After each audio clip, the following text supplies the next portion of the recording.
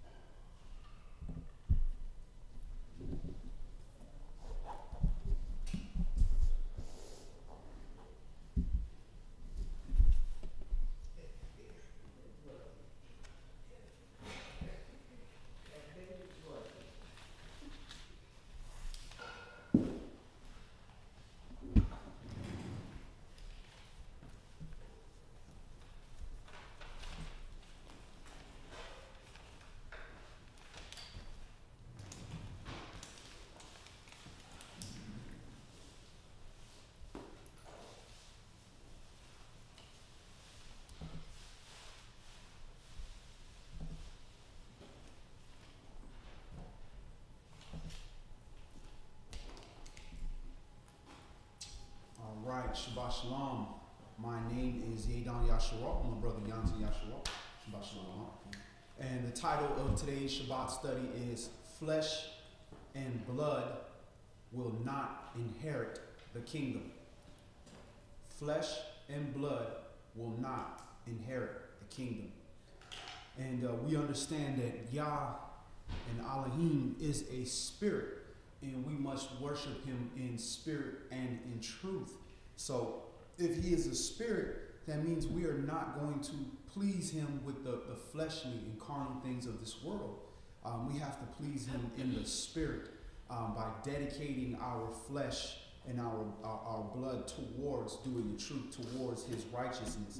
So that means we have to kind of reform the way that we think when we are born again and regenerated in this word, to start dealing with things more from a spiritual perspective, start dealing with the carnal things that happen in our lives from a spiritual perspective. Now, does that mean that you just live in the spirit? No, we are in the flesh in this world, but we have to navigate the flesh according to the Spirit and not allow the flesh to navigate itself, because that's what's going to get us in problems. That would make us no different than an animal that's just using his flesh and his instincts to do the things that he needs to do to survive. So we're going to examine that concept today. We're going to open up in Joshua chapter 1. Joshua chapter 1, and we're just going to read verses 10 through 18. And before we get started, we had a brother ask a question about a law pertaining to kindling a fire on the Shabbat. If you go real quick just to address that, that's Exodus chapter 35 in verse 3. It says, "You shall kindle no fire throughout your habitations upon the Shabbat." So if we look at that word for kindle, it's H1197, which is barar. That is to kindle, that is consumed by fire or by eating. Also to become brutish, to put to burn, to eat up, feed, heat, kindle, set fire on, waste. So the law pertaining to kindling a fire, we have to look at what happened back in the day. They had to gather sticks. We even look at why we wear fringes. There was an individual that went on the Shabbat day to gather sticks, I'm assuming it's to burn, to make a fire. There was more process involved in that to get a fire started. So the Most High, with the whole concept regarding the Shabbat, was for you to rest. Use the preparation day to do all that you can for preparation for the Shabbat. But on the other hand, it also says that we are to burn incense on the Shabbat.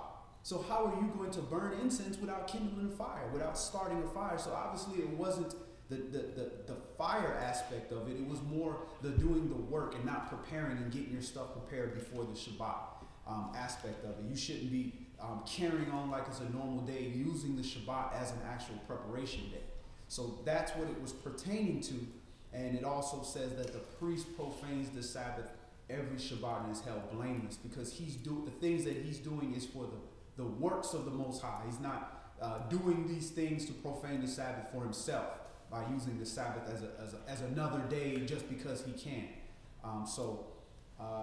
You can definitely get more into that. Some people are more strict with that than others, but at the end of the day, we want to keep the spirit of the law, which is to rest on the Sabbath day, to honor his Sabbath day, to bring no burdens in on the Sabbath day, and to sanctify that day and make it holy for him. And you do the best that you can while we're in this captivity away from our land, where we wouldn't have that issue, where everything will be designed around the Sabbath day. And as in all laws that we go over and we teach, every man or woman must work out their own salvation with trembling and fear. So you get in your studies and you do what the Spirit leads you to do. So again, we're opening up in Joshua chapter 1, and we're going to read verses 10 through 18. And again, the title is "Flesh and Blood Will Not Inherit the Kingdom."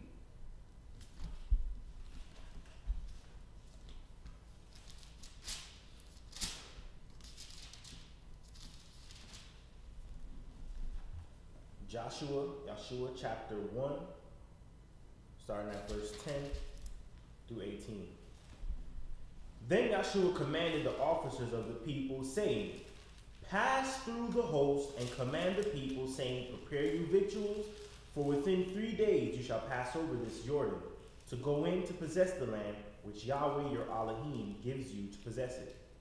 And to the Reubenites, and to the Gadites, and to the half-tribe of Manasseh spoke Joshua, saying, Remember the word which Moshe, the servant of Yahweh, commanded you, saying, Yahweh your Elohim has given you rest, and has given you this land." So remember we went over where they were reading the inheritances of the tribe, or what was it, the 12,000 or whatever from each tribe.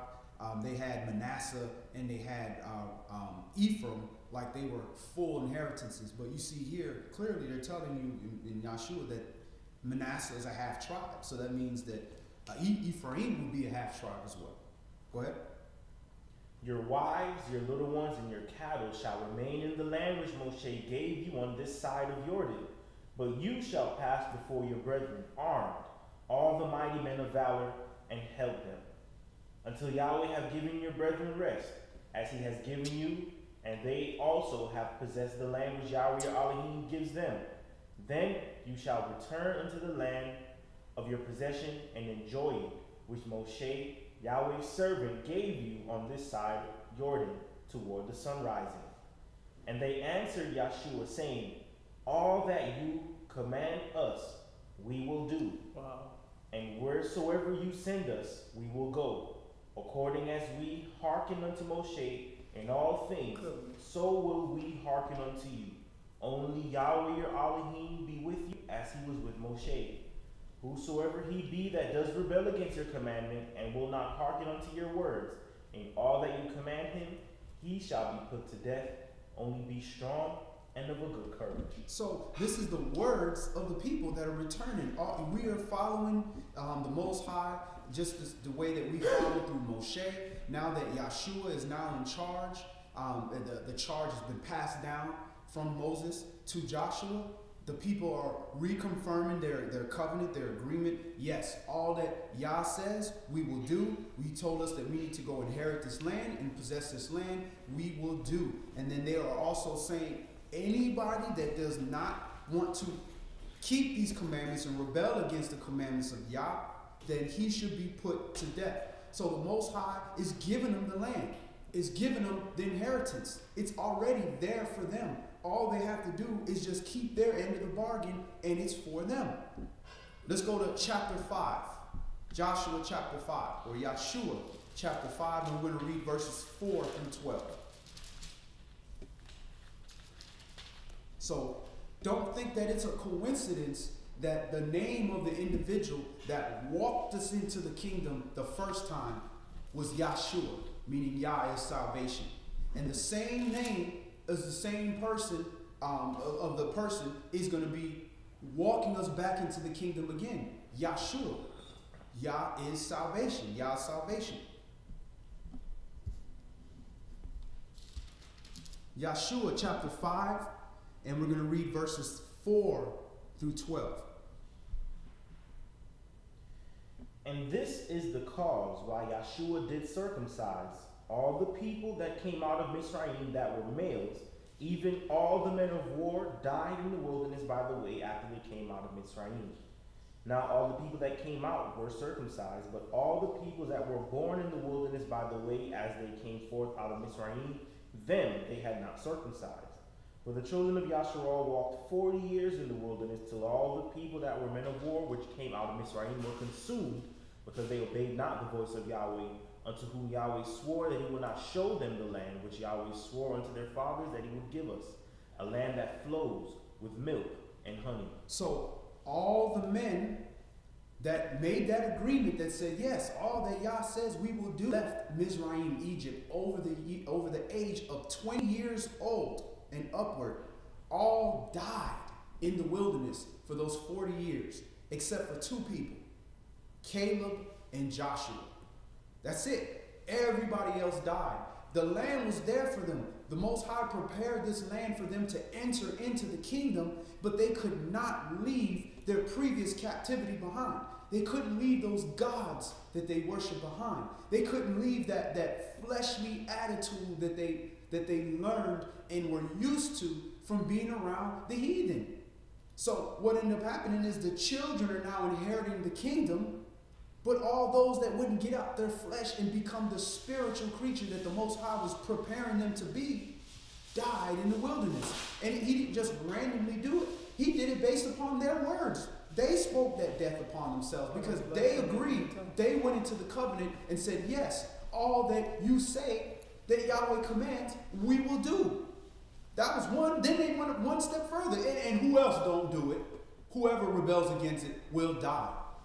So, of course, people say that when things are easy and they're feeling like, yeah, we just got free. Yeah, I would never rebel against Yah until they get hungry, until they get thirsty, until they get tired of walking. Then all that fleshliness come out and all that spiritual I love Yah goes to the side. And then you forget the covenant that you made. We're at Joshua chapter 5. Brother, I'll say one thing on that.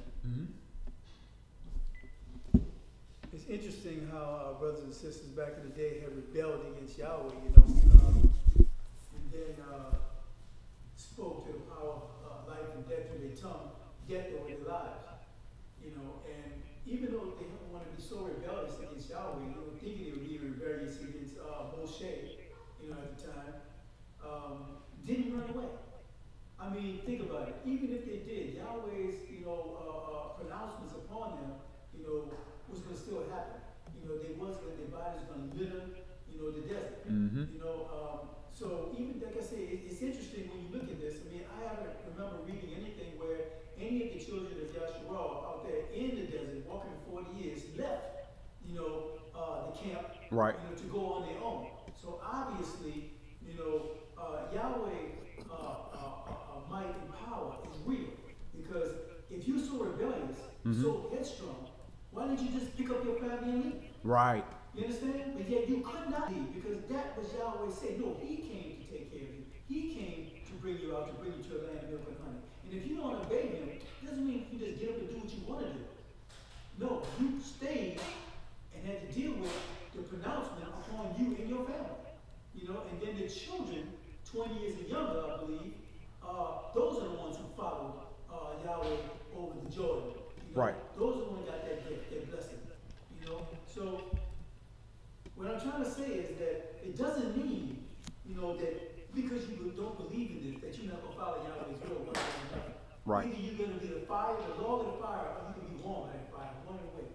You know, he made his children to follow him, or if you don't follow him, you still got to answer to him. And that's what the people just don't understand today. Right.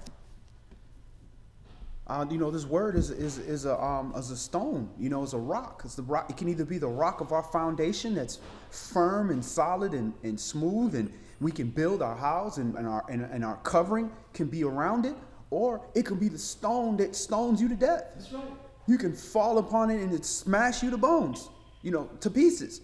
So it can be a stumbling stone, or it could be your strength, your foundation. Just like Moshe, they had to put his hand on a rock, you know, to hold him up. One person had to hold him, and he had to use a rock to hold him up. Yahshua chapter 5, and we're reading verses 4 through 12. Verse 7. And their children, whom he raised up in their stead, them Yahshua circumcised, for they were uncircumcised, because they had not circumcised them by the way. And it came to pass, when they had done circumcising all the people, that they abode in their places in the camp till they were whole. And Yahweh said unto Yahshua, This day have I rolled away the reproach of Mitzrayim from off you. Wherefore the name of the place is called Gilgal unto this day. And the children of Yasharal encamped in Gilgal, and kept the Passover on the 14th day of the month at even in the plains of Jericho. And they did eat of the old corn on the marrow after the Passover, unleavened cakes and parched corn in the selfsame day. And the manna ceased on the morrow after they had eaten of the old corn in the land. Neither had the children of Yasharal manna any more, but they did eat of the fruit of the land of Canaan that year. And it came to pass, when Yahshua was by Jericho, that he lifted up his eyes and looked, and behold, there stood a man over against him with a sword drawn in his hand. And Yahshua went unto him and said unto him, Are you for us, or for our adversaries? And he said, Nay, but as captain of the host of Yahweh am I now come. And Yahshua fell on his face to the earth and did worship, and said unto him, What says my sovereign unto his servant? And the captain of Yahweh's host said unto Yahshua, Loose your shoe from off your foot, for the place whereon you stand is holy. And Yahshua did so. So he's loosened the shoe from off his foot because he's in the presence of the angel. Again, we don't worship anything but Yahweh, but because this messenger is coming in the authority of the Most High, he's worshiping Yahweh through this individual. But he's not worshiping the angel. He knows that this is part of Elohim. This angel is a messenger. And the land is holy because wherever the angel is, that's where the name of Yah is. That's where his character, his fame, his appellation is there. So wherever the angel is, that is holy ground. And that's why on the Sabbath day, we invite the angel in into our domain, which now turns it into a sanctuary. That little sanctuary they talk about in Ezekiel, I would say 16 or 13, where it talks about, I will provide for you a little sanctuary when you be spread across the earth in captivity. Brother, one more thing on that. Go ahead, Elder. I just want to bring up that point since you talked about the angel of Yahweh. When Joshua went up to him, he didn't even know he was an angel. And that's why we have to respect people and treat them with love and kindness, because you don't know if you're going to entertain an angel unaware. That's why, we're supposed to follow Yahweh and give people love. Now, if they don't want that love, there's nothing to do about that, But this brother here was bold enough to go up there and find out Who it was. Yeah. who are you, bro? Right. You fought so against us. And when he realized that, when he told him, no, I'm Yahweh's soldier, you know what I mean? Right. Then he bowed his head because he didn't look like no different from nobody else. Mhm. It's just you couldn't see that spirit on that man. You understand? Yet until he allowed you to, until he told you who it was. Right. Then he humbled himself before him. But he didn't come to fight him. He came to find out what's going on and then deal with whatever is going to happen, Right. So that's what we got to look at. We're supposed to learn, as we did not learn as young, to give respect to all men. And if Yahweh allowed to give him that love, to give him his word, But don't come to just go on and just mistreat people because you got an attitude problem, Right. And I know we all grew up with these attitude problems that we have to get rid of, especially me. I know that. So, Right. I just want to bring that point up.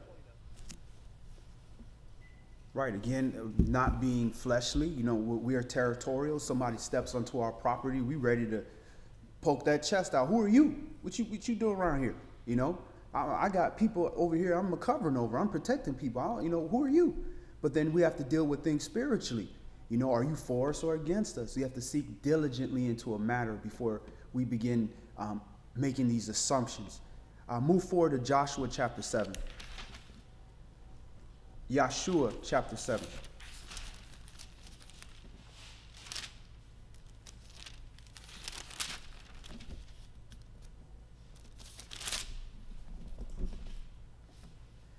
Yahshua chapter 7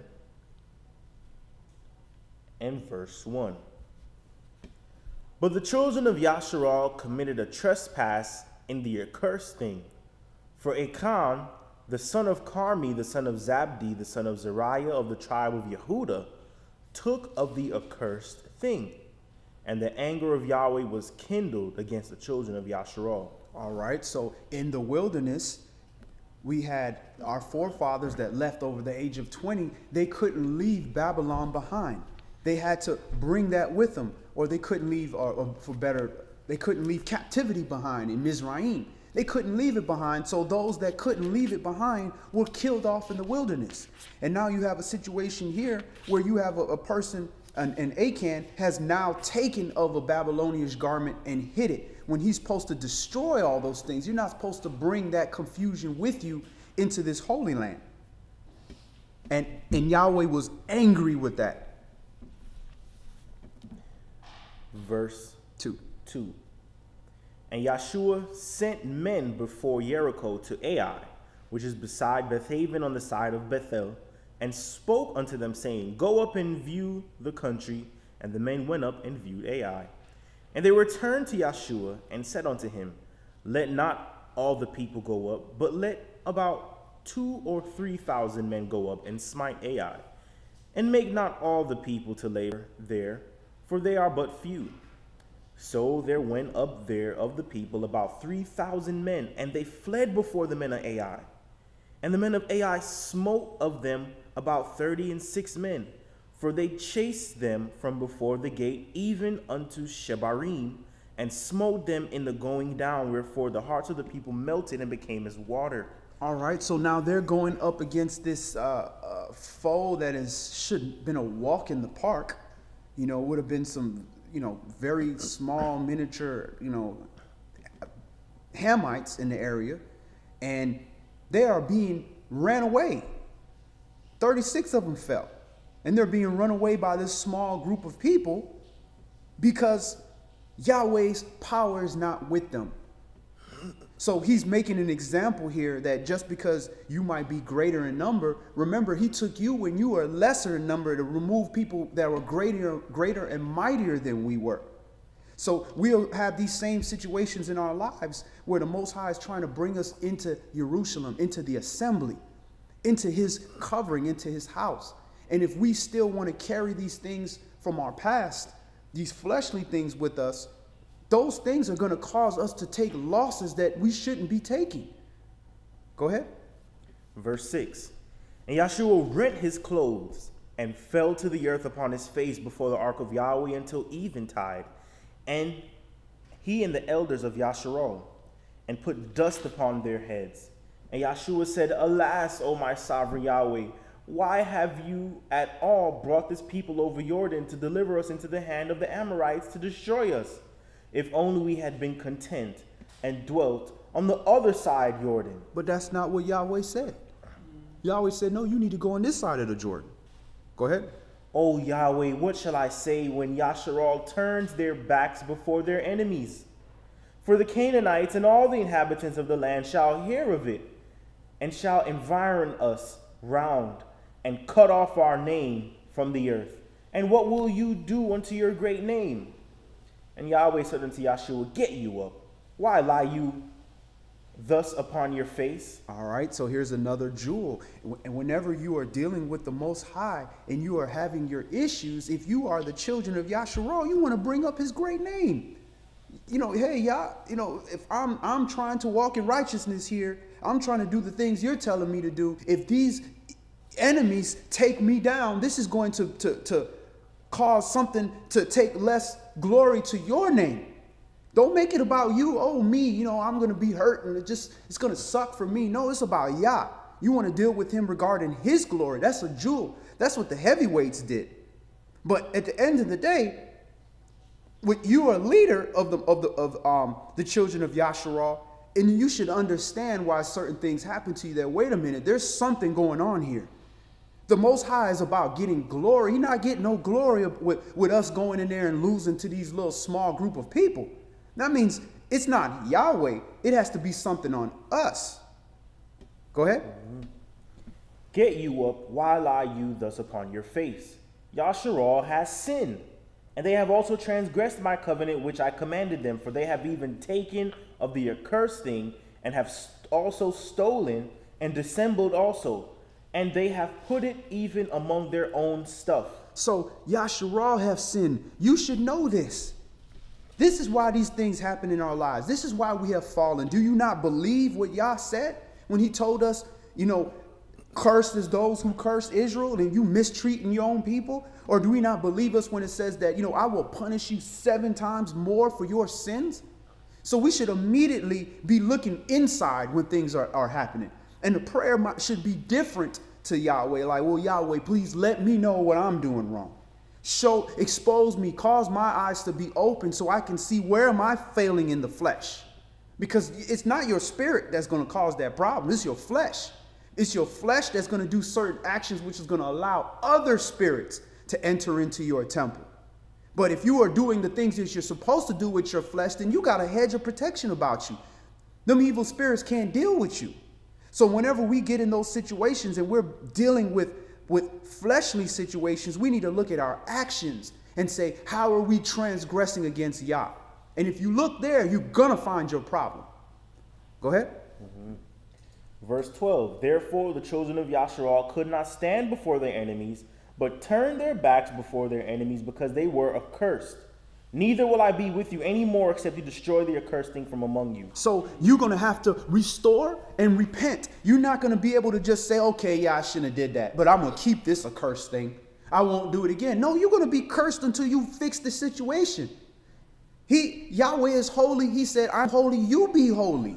Holy means sanctified, separated. You can't be like everybody else with accursed things in your lives. And this accursed thing don't have to be a physical garment or a chain with a cross on it. It could be that thing within your personality, that thing from the old life that you keep giving CPR to revive. I know with many of us, I know with me, it's temperament, being angry, being ready to fight and being ready to get into an altercation. That's an old part of me that has to go away. But we like that because that you pleases the flesh when somebody piss you off or somebody get into your way. But if you don't get rid of that thing, you're going to be accursed and you're going to be dealing with those things. But before you can even deal with it, you got to acknowledge that this is transgression against the Most High. And you have to invite him in to help you fix that situation. Go ahead. Verse 13. Up, sanctify the people and say, sanctify yourselves against tomorrow. For thus says Yahweh, Elohim of Yasharal, there is an accursed thing in the midst of you, O Yasharal. You cannot stand before your enemies until you take away the accursed thing from among you. In the morning, therefore, you shall be brought according to your tribes, and it shall be that the tribe which Yahweh takes shall come according to the families thereof, and the family which Yahweh shall take shall come by households, and the household which Yahweh shall take shall come man by man. And it shall be that he that is taken with the accursed thing shall be burnt with fire, he and all that he has, because he has transgressed the covenant of Yahweh, and because he has wrought folly in Yasharal. So Yahshua rose up early in the morning and brought Yasharal by their tribes, and the tribe of Yehudah was taken. And he brought the family of Yehudah, and he took the family of the Zarites, and he brought the family of the Zarites man by man, and Zabdi was taken. And he brought his household man by man, and Akan, the son of Carmi, the son of Zabdi, the son of Zerah, of the tribe of Yehudah, was taken. And Yahshua said unto Akan, my son, give, I pray you, glory to Yahweh Elohim of Yasharal, and make confession unto him, and tell me now what you have done. Hide it not from me. And Akan answered Yahshua and said, indeed, I have sinned against Yahweh Elohim of Yasharal, and thus have I done. It's too late now. Because they had to call you up and call, embarrass your whole family and bring everybody up one by one, all the tribes, to ask, who did this thing. And now that it's come up to you, now you want to confess. That confession should have been a long time ago, before issues started to happen, especially when you saw that way, when we dying against this small group of nation. You should have realized at that point, hey, I'm causing a curse up in here. And this is why we are told not to envy the wicked, because the wicked obtain goods and material things through wicked means. That means everything they have is cursed. So you bring that cursed thing in your house, you bringing that curse to you because you envying the things that they have, to the point where I will take something that was gained by wicked means and bring it to me. I didn't do it. And that goes the same thing with the Shabbat. We'll say, hey, listen, I'm not working, but this other person is working. You can't operate like that, because at the end of the day, the transgression was done and you can't have nothing to do with that. Your hands have to be clean and blameless, because at the end of the day, we're the example before the Most High. Brother, you can stretch that further too. Mm-hmm. Go ahead, Elder. Yeah, we can stretch that a little further, brother. I mean, you just brought two thoughts in my mind dealing with Nabal Mm-hmm. and Abigail. Nabal, his name meant fool. Fool, right. And so what he did, he didn't even take into consideration what he was truly saying. He didn't care. Mm-hmm. He just opened his mouth and started rambling and started talking real vicious against, Dawid and his mighty men. But yet Abigail wasn't gonna be no part of that. She knew, who Dawid was. And because she realized that this could cause, terrible things in her family and to her, Mm-hmm. she went and appeased, Dawid, about that he's not in this type of stuff, and to try and stop it from, destroying the whole family, and destroying her. So she went and did the right thing, the righteous thing, you can say, Right. and it stopped it from, and it stopped him from destroying everybody that how you say, was in their camp, was underneath Nabal. Right. But Yahweh fought the fight for Dawid, because Dawid did righteously when she came to him. So, You know, she did righteous thing and he did righteous thing. But and Yahweh fought that battle. He dealt with Nabal. Right. And we look at Annas and Sapphira. Mm-hmm.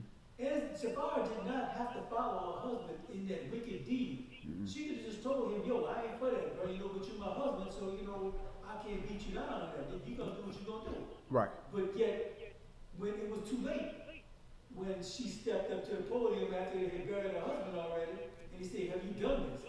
And she's just confirming what she did.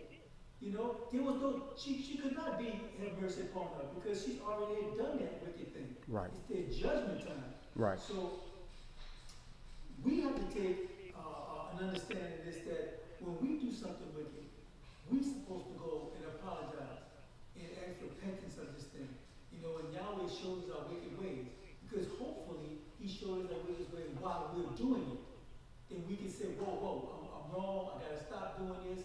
And we know that sometimes when we're doing our wickedness, it's so hard because it's like a big knot in our throat because we want to do this evil so bad, you know, especially if we're angry. Right. You know, and then after we're angry and we've done our thing, we feel miserable because we've done something so wrong. And I believe if you don't feel miserable because you did something wrong, what is wrong with you? What spirit is in you?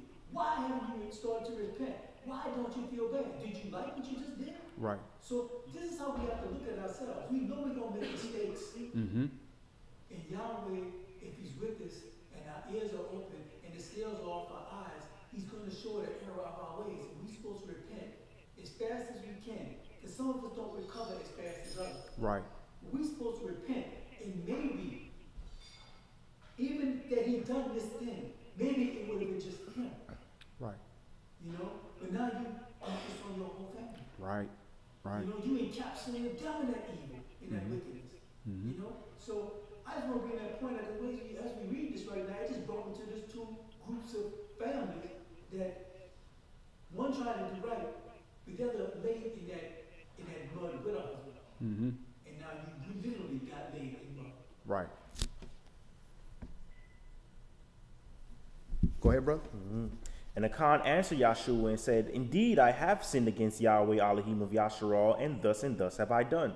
When I saw among the spoils a goodly Babylonianish garment, and 200 shekels of silver, and a wedge of gold of 50 shekels of weight, then I coveted them, and took them. And behold, they are hid in the earth, in the midst of my tent, and the silver under it. See, he coveted them. He knew that didn't belong unto him, and that's thou shalt not covet when you have an evil desire for something that does not belong to you. And anything that is unholy does not belong to you. Because anything that we take and bring into our lives is supposed to be a glory unto the Most High, because we are a special vessel chosen unto him. Go ahead. Verse 22, so Yahshua sent messengers, and they ran unto the tent, and behold, it was hid in his tent, and the silver under it. And they took them out of the midst of the tent, and brought them unto Yahshua and unto all the children of Yasharal, and laid them out before Yahweh.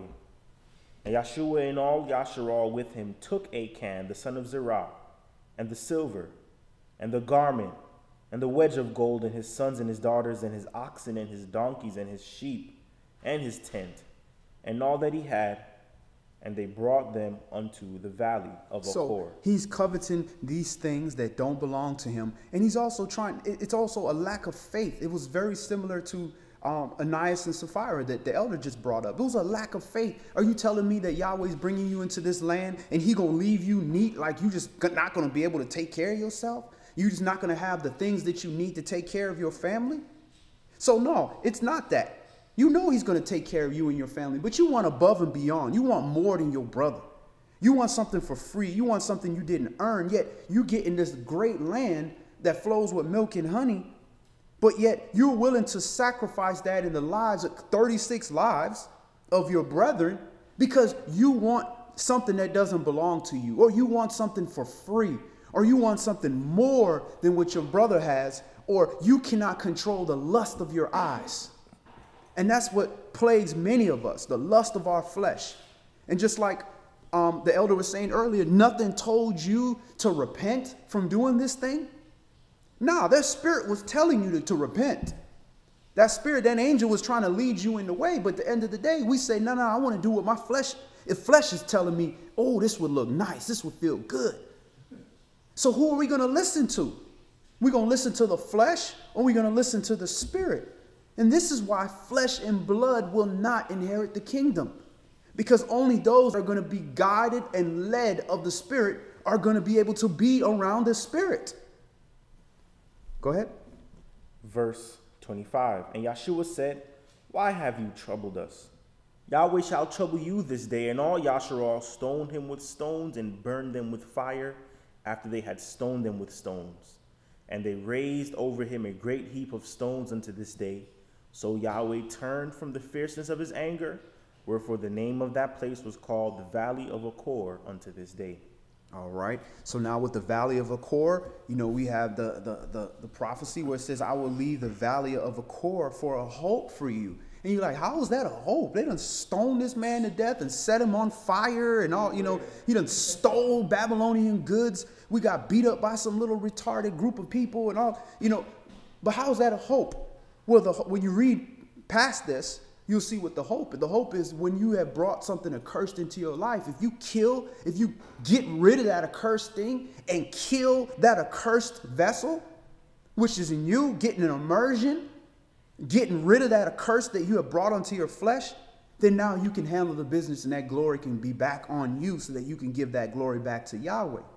And then also you ask, well, this is so harsh. They just stoning this man because he stole something?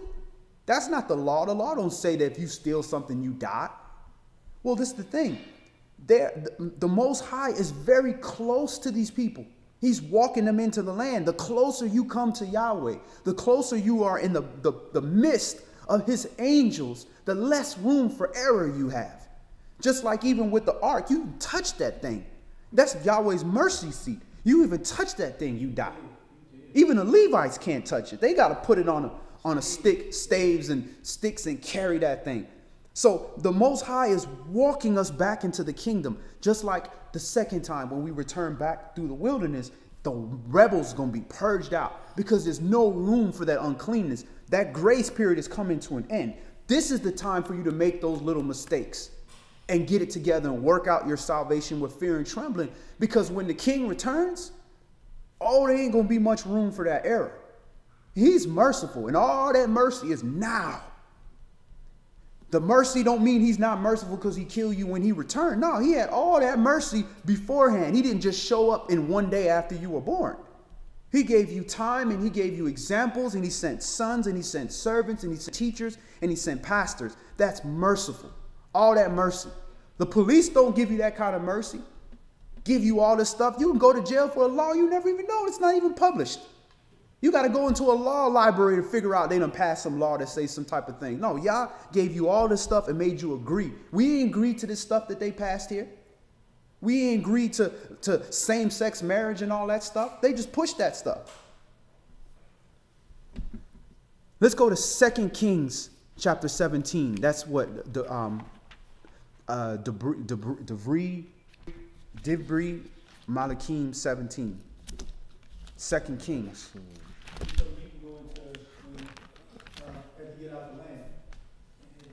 Go ahead and put. You had something to say? You talking about what we're about to read? Yeah.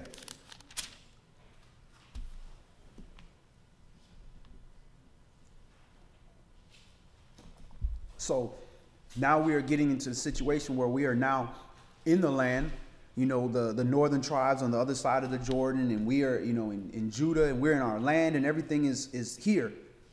And we have been granted. You can't, now that you have received the gift of the Most High and you've received the blessing of the land, think that you can just carry on with your fleshliness or carry on with your heathenistic ways and it's going to be all right. He will dispose you from the land. Just like with your body being the defile the land, he's going to evict the spirit from you. The same way he evicted the people out of the land.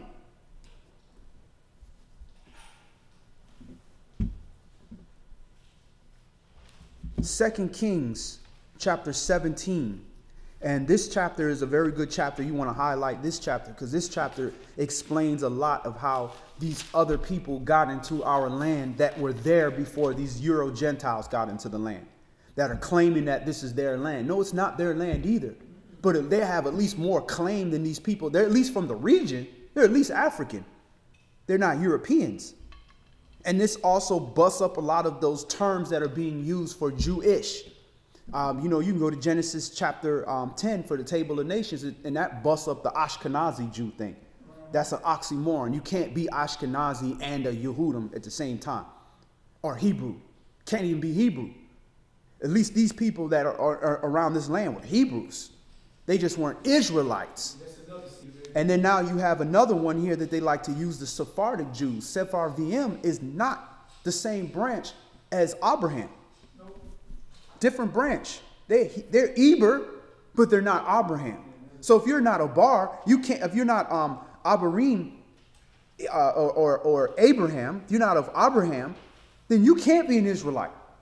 He was a father of many nations. He was of a different branch that Abraham was. 2 Kings chapter 17, verse 1.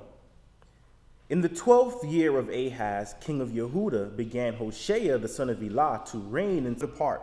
Split into two. You have the northern kingdom, which are the northern tribes, which are the 9 to 10 tribes. And then you have the southern kingdom, which is the 2 to 3 tribes, because it was 2 originally. It was just Benjamin and Yehuda. And then it got so wicked in northern Israel that the priests left, that the Levites came back down to the kingdom of Judah. So Samaria is like the capital of northern Israel. Verse 2, and he did that which was evil in the sight of Yahweh, but not as the kings of Yasharal that were before him.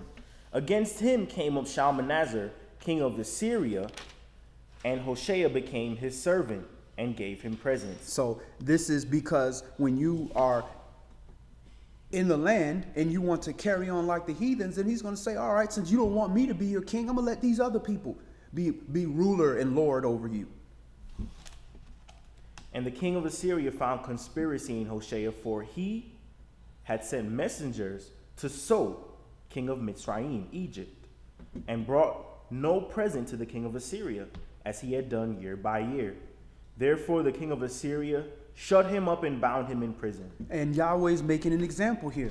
Just because you, when you are under punishment, because you are transgressing Yah's laws, you are not going to run to another nation to try to save you out of your punishment. That's why it makes absolutely no sense for us to go to these white people asking them to save us by not killing us. No, you need to address why this is happening. You are not going to tell a snake to stop slithering. You need to go back and say, well, who is causing this? They're the belt to the backsides, but who authorized this belt to the backside? Who allowed these people to even have the strength and power over us? Get to the root of the problem. But what we tend to do, from not just here, we did the same thing when we were in Babylon. Same thing. We run into Assyria and we run into all these different countries to protect us. And Yahweh is going to take that sword and kill you for doing that, because at the end of the day, you think you're going to supersede. That's almost like when your daddy puts you under punishment. And then you try to go run to your mama and ask, if you can go outside. And she's like, yeah, sure. Once your daddy find out that you done ran to your mama trying to get out from punishment, you finna get your behind dealt with. Go ahead, bro. Verse 5. Then the king of Assyria came up throughout all the land and went up to Samaria and besieged it 3 years. In the 9th year of Hoshea, the king of Assyria took Samaria and carried Israel away into Assyria and placed them in Halah and in Habor by the river of Gozan and in the city of the Medes. All right. So you see here, this is how we were evicted from the land. In the 9th year of Hoshea, the king of Assyria took Samaria and carried Yasharal away into Assyria and placed them in Halah and Habor, in the river of Gozan, and in the city of the Medes. So this is how we have Israelites that are now in those other areas. So now you can explain why you have people in that area that have our culture. But that don't mean because we were carried captive over there that all those people are the children of Yasharal. And you're going to start doing DNA search and all that based on the people of that area. You don't know that. Go ahead. Verse 7. For so it was that the children of Yasharal had sinned against Yahweh their Elohim, which had brought them up out of the land of Mitzrayim from under the hand of Pharaoh, king of Mitzrayim, and had feared other gods, and walked in the statutes of the heathen whom Yahweh cast out from before the children of Yasharal and the kings of Yasharal, which they had made. So Yah is not a respecter of persons. He evicted these Canaanites out the land because they were doing heathenistic practices, having other mighty ones and doing all kind of things to defile the land. So you think that Yah is going to take you out of captivity because you cried and complained? Then you agree that you're going to keep commandments and you're going to upkeep his area and his land in righteousness, and then do the same thing that the other nations that got evicted from that land did. What you think he's going to do? What kind of God is that? If he say, nah, it's you can't do that because you're not my kids. My kids can do all kind of wickedness, but you can't. That's wicked. That's even wicked for parents. And we've seen parents like that, where, you know, they're so strict on everybody else, but then their kids running all over the place doing all kind of foolishness. Verse 9. And the children of Yasharal did secretly those things that were not right against Yahweh their Elohim, and they built them high places in all their cities, from the tower of the watchman to the fenced city. All right, so those high places, when you go on a corner of every black neighborhood, you're going to see those high places. That big old church with that big old steeple way up to the top with that big symbol of death at the top, letting you know that there's death here. You're going to see that on every corner. But then you go into these European neighborhoods and all that, you don't see a church on every single corner. No. But in us, you see a church on every single corner. They want to keep us broke and keep us hoping and praying instead of doing and saying. So this is what they do to us. They keep us in that darkness. This is nothing new. And where do you think they get the financing to start these things from? They ain't going to no black banks for that. Go ahead. Verse 10. And they set them up images in groves in every high hill and under every green tree. And there they burnt incense in all the high places, as did the heathen whom Yahweh carried away before them, and wrought wicked things to provoke Yahweh to anger. For they served idols where Yahweh had said unto them, you shall not do this thing. And yet Yahweh testified against Yasharal and against Yehudah by all the prophets and by all the seers, saying, turn you from your evil ways and keep my commandments and my statutes according to all the law which I commanded your fathers and which I sent to you by my servants, the prophets. And it's just that simple. We had a brother ask us, like, well, what can we do? How do we fix this situation? How do we get out of this curse? How do we do that? And it was a genuine question that the brother was asking. But at the end of the day, it's that simple. It says, turn you away from your evil ways and keep my commandments and statutes. How? According to all the law, the Torah, which I commanded your fathers, and which I sent to you by my servants, the prophets. It's that simple. Stop doing the wickedness. Keep the commandments. It's just that simple. But we want some old, you need to, build a community for 1,000 people and feed the homeless and do all this stuff. The homeless is never going to end. Poor people are always with you, according to Yahshua. That's never going to end. But you teach somebody how to fish, and now they can eat spiritual food to their salvation. And if you have something physical to give them, you give them that as well, too. But at the end of the day, once you give them that food and you step away, you're not going to be there to keep feeding them every day. You got your own responsibilities. But you give them spirituality and show them, listen, there's a way out of this. Now they can build upon that on their own without you. Go ahead. Verse 14, notwithstanding, they would not hear, but hardened their necks like to the neck of their fathers, and did not believe in Yahweh their Elohim. And they rejected his statutes and his covenant that he had made with their fathers, and his testimonies which he testified against them. And they followed vanity and became vain, and went after the heathen that were round about them, concerning whom Yahweh had charged them that they should not do like them. So when they're talking about they followed after vanity, that don't mean that, they just started dressing real nice and getting pretty women and all that stuff, getting fresh haircuts and all. No, they went after vain things. Anything vain is something that is temporary. that makes you believe that you're okay. When you get that idol and you pray to that idol, this idol is going to protect me. You might get past one thing because Yahweh didn't send the judgment right away, but to continually believe that this wooden carved idol of some pagan god is going to save you is vain. It's not going to work. You might get away a couple times, but eventually it's going to fall because it's not real. And that's the same vain practices that we do in these churches where we just going to believe that I believe in Jesus, so it's okay. He died so I can do whatever I want to do. As long as I'm look righteous in the eyes of the people. Because I'm doing just like these people did, our forefathers, doing wickedness secretly where the church can't see it. That's vain. And in Jonas, he says point blank, we forsake our own mercy of the Most High with lying vanities. When we lie to ourselves and tell us it's okay for us to do this wickedness. Yahweh loves me. He knows my heart. But he also knows your actions. And your actions are reflected based upon what's on your heart. Whether you have a heart to be of the Most High and keep the commandments, or whether you have the heart to satisfy your flesh. Go ahead, Elder. I really like when you put that, bro. I just want to add to that. It doesn't matter what you think about other people. It doesn't matter about what other people do to us.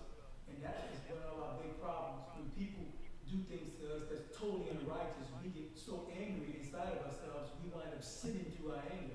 Right. Because we want vengeance, but we can't hold ourselves. Because why? We was not trained to learn how to hold ourselves. We wasn't trained how to disperse our anger in a righteous manner.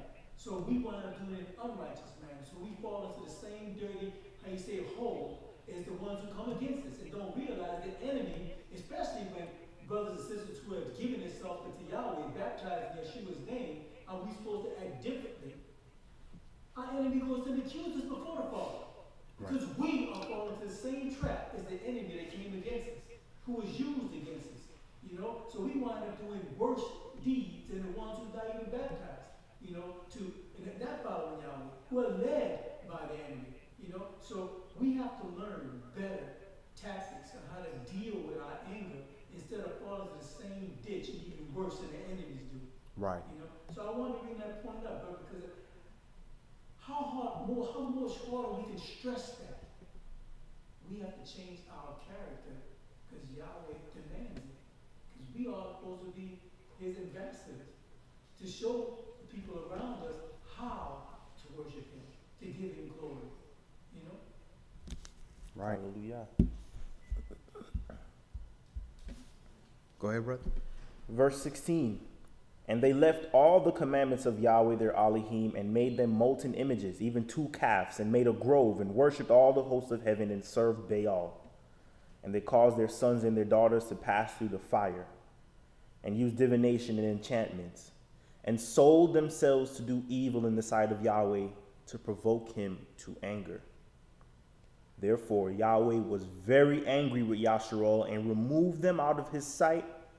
There was none left but the tribe of Yehuda only. Got a question. Go ahead, brother.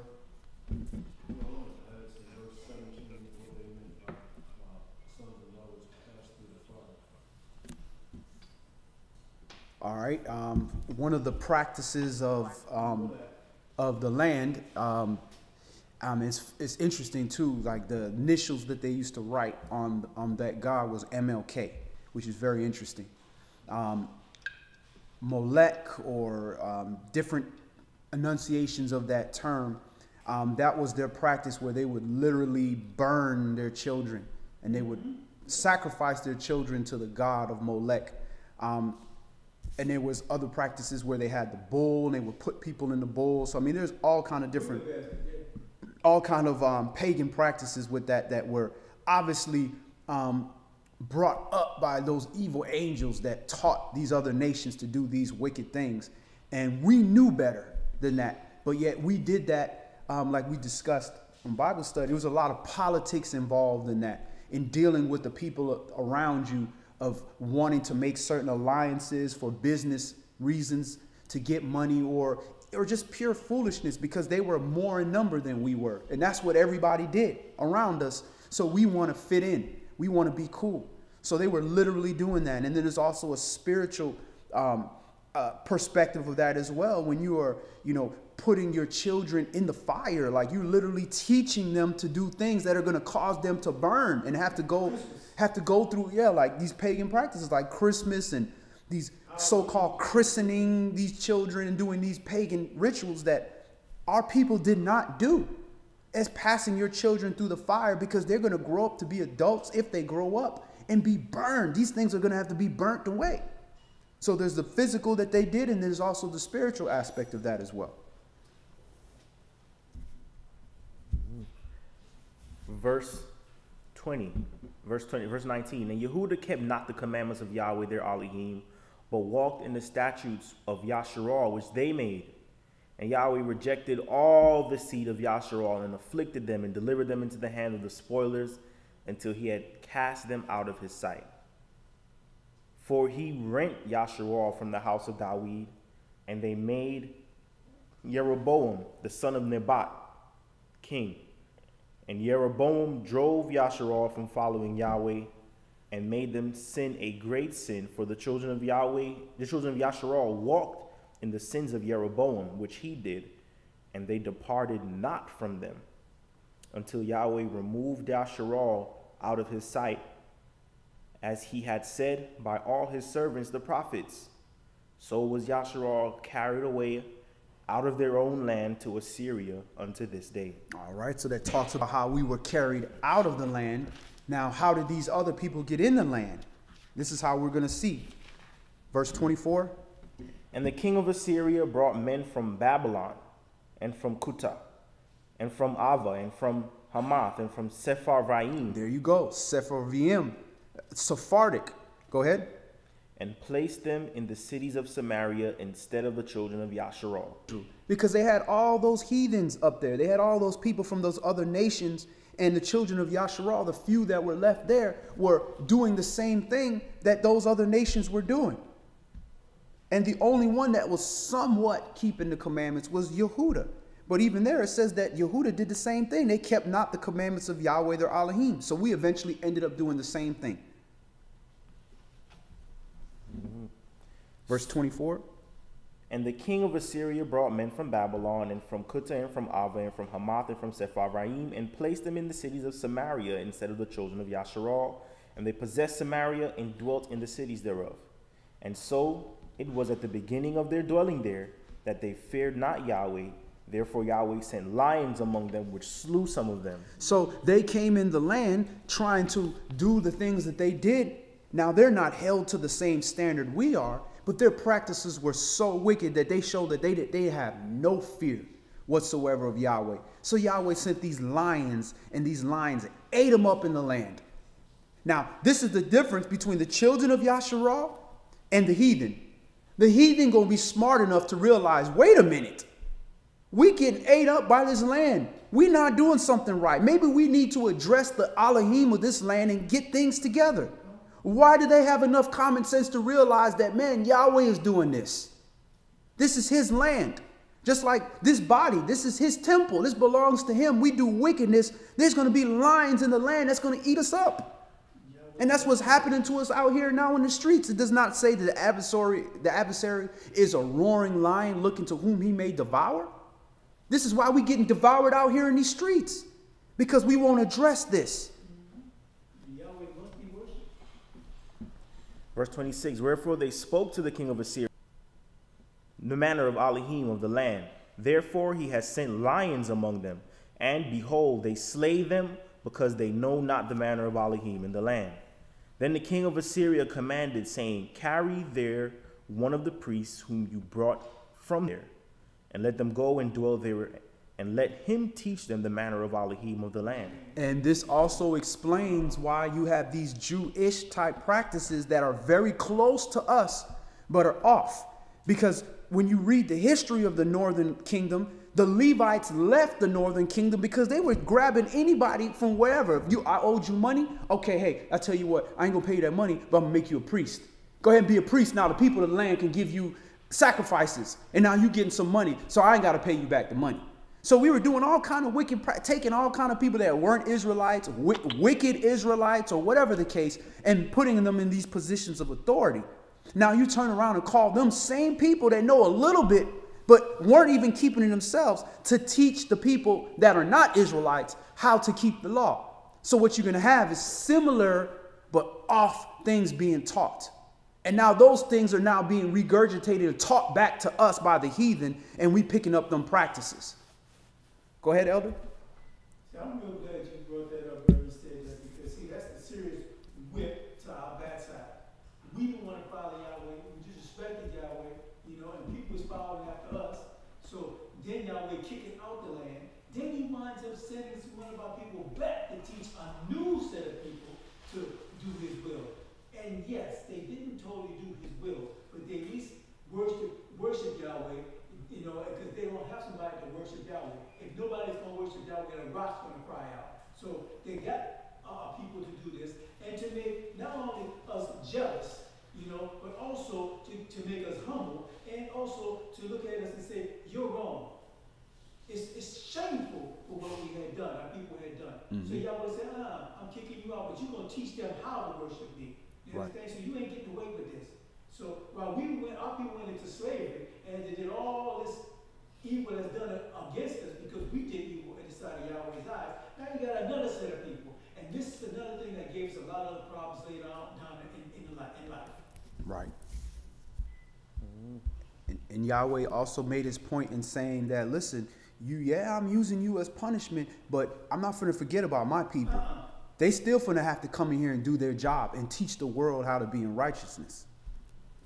You know what I found interesting in this chapter is that it starts out with Hosea being in power. Hosea does some shiesty stuff and makes the king of Assyria mad, and before you know it, all of Yasharal is being taken. And you realize when it's Yah's will for something to happen, he'll let minute things be a reason why everything is going down. Because so he didn't bring no gifts. You know what I'm saying? What do you mean I didn't bring no gifts? Like, you mean to tell me it's not because we actually went to war? Like, you found issue with me because I didn't bring no gift? And that's how things can work. Yahweh could use anything. Well, you stepped on the border of Samaria, and the border of Samaria He also ran to Egypt like, oh, I'm going to go holler at Egypt. You know what I'm saying? They going to protect me. I don't got to listen to you. Exactly. And the issue, the funny thing is that the southern kingdom did the same thing. King Ahaz did the same thing. He was defying the king of Assyria the whole time, and nothing happened to him. But y'all specifically focused on that northern tribe. Like, I'm gonna winnow y'all away. So I'm gonna let this little thing right here, and it could be too because Ahaz didn't go run into Egypt looking for help. So he did it like that. But here it says, for he rent Israel from the house of Dawid and made Jeroboam the son of Nebat king. This is years. So he started out talking about Hosea, and now it's mentioning Jeroboam. Jeroboam was when Israel split. Right. When they was like, all right, we're gonna serve this king. We're not serving Solomon's son no more because y'all putting too many heavy taxes. So Jeroboam came with all his pagantries, and it's been years. It's been about 200-300 years since after he was in power that now y'all is bringing him up. Like, y'all don't even know that this was since Jeroboam was in power. Why y'all are failing now. But since y'all don't know since y'all don't know the mystery of iniquity, how iniquity works and how it travels bloodlines and how it's been woven into your society, I'm not even blaming this on Hosea. I'm blaming this. This has happened since Jeroboam's time, and then Jeroboam going on for a Jeroboam only came in power because Shlomo was acting a fool, right? And his sons probably picked up some bad influence from this. And remember, they sent the prophet, which Antiquities of the Jews gives him a name, Yadon. They sent Yadon from Judah to come down here and talk to Jeroboam. Like, look, bro, stop doing this, bro. And he died. And you know what I'm saying? And had his hand withered, doing all kind of miracles, and we still carrying on these pagan practices. Because if y'all not coming down here and striking us dead right now, then then obviously it's okay to do that, and that's the problem. But then when you strike us down and we in the situation we don't want to address the fact that that's why that's happening. And the interesting thing here about how he references the Gentiles in this chapter, There was a time when Yah was dealing with the whole world as a global community, but he realized that there's iniquity going on. So I'm gonna have to slice off the iniquitous side real quick. So let me sanctify your peace. So Yah stopped dealing with the heathen and the Gentiles early Change their language, everything, separate everything. So then now we come down to it. He said, I'm setting aside this people to be a holy people. Don't be like the heathen. So he broke whatever covenant. The only covenant he has with the heathen right now is y'all gonna get rain, y'all gonna get crops to eat, and you do your technology, whatever. But I'm definitely trying to deal with Israel, Yasharal, to make sure that sanctity is still left on the earth, that there's some level of holiness that's still left. And he's telling y'all, stop following these heathen out here. They're leading you astray. I stopped dealing with them centuries ago. I'm dealing with y'all to actually help them get back on track. But if y'all don't do this, you're gonna suffer you're gonna suffer the plagues of what I should have been putting on the heathen. After I wiped the whole world clean. And you go back and Enoch can tell you why. Because them other nations literally have evil angels over them, leading them away from Yah. So that you, Yasharal, could be sanctified away from the other nations and learn righteousness. And then I will call them back to you. And then you'll teach them. And you're going to lead them back to me. So how wicked is it that we're going to say, nah, forget about Yahweh and his angel and his spirit, his Holy Spirit, and let me follow these nations that I know for a fact being led by evil angels. And you submit yourself to those evil angels with these practices, the pagan trees, the tree in your house, the bowing down to it to get the gifts from it. Let it go. They serve a different Elohim. This is verse 28. Then one of the priests whom they carried away from Samaria came and dwelt in Bethel and taught them how they should fear Yahweh. Howbeit, every nation made gods of their own and put them in the houses of the high places which the Samaritans had made, every nation in their cities wherein they dwelt. And that's okay for them because Yah already has all kind of evil angels leading them astray. As a plague. At the end of the day, that ain't going to be a disrespect to Yahweh because Yahweh didn't show himself to those people. But to us, we know better. So we shouldn't be doing it. So to them, it's just vanity. It ain't going to do nothing for them. It ain't going to hurt them. It ain't going to help them. But to us, it's going to destroy us to do that because you know, you have the spirit. You have the living Elohim amongst you. But that's why we can't do what they do. So we over there looking like they got all these pagan things and they're all right. Look, his house big. Look how big his house is. And he's being wicked. So let me do the same thing. No, you can't do what they do. You getting punished 7 times more for your sins. He blaming us because of what we did. And that's why we're doing that in the land right now. Exactly. Verse 30. And the men of Babylon made Succoth Benoth. And the men of Cuth made Nergal. And the men of Hamath made Ashima. And then the Avites made Nibaz and Tartak. And the Sevarvites burned their children in the fire to Adrammelech and Anamelech, the mighty ones of Sepharvaim.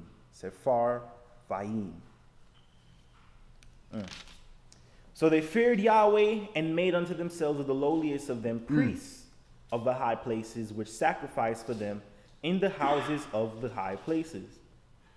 The nation went into whoredom. The lowest of them priests, not the tribe that are supposed to be, ministering unto Yahweh. They making the lowest. This reminds me like when you take the kid that don't play well and make him the goalie in soccer. Like, yo, you do just be the goalie. And it's crazy that the whole nation has gone into whoredom. Like, they're whoring themselves to other gods. Northern tribe and southern tribe. So that's why you can't sit here and brag because you believe you're of the southern kingdom. We did the same thing. It's even worse with us. The manner of the nations whom they carried away from there.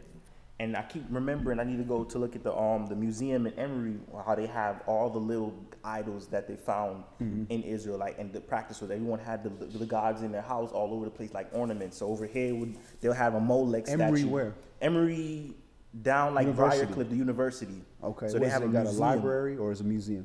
Like a museum. We need to go ahead and take a field trip there and go ahead and take some pictures and film the stuff. And see the whoredom that your forefathers did in bowing down to all these multiple. They have the gods you probably wear around your arm.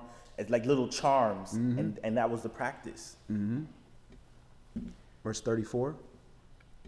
Unto this day they do after the former manners. They fear not Yahweh, neither do they after their statutes, or after their ordinances, or after the law and commandment which Yahweh commanded the children of Jacob, whom he named Yasharal, upright with Yah, with whom Yahweh had made a covenant and charged them, saying, You shall not fear other gods, nor bow yourselves to them, nor serve them, nor sacrifice to them. But Yahweh, who brought you up out of the land of Mizraim with great power and a stretched out arm, him shall you fear, and him shall you worship, and to him shall you do sacrifice. And the statutes and the ordinances and the law and the commandment which he wrote for you, you shall observe to do forevermore, and you shall not fear other gods. And the covenant that I have made with you, you shall not forget. Neither shall you fear other gods, but Yahweh your Elohim you shall fear, and he shall deliver you out of the hand of all your enemies. Howbeit they did not hearken, but they did after their former manner. So these nations feared Yahweh and served their graven images, both their children and their children's children, as did their fathers, so do they unto this day. All right, let's go to Ezekiel chapter 20.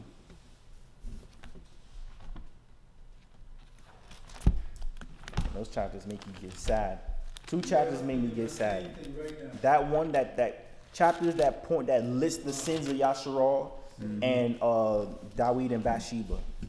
Those 2 just make me just get sad. Yeah.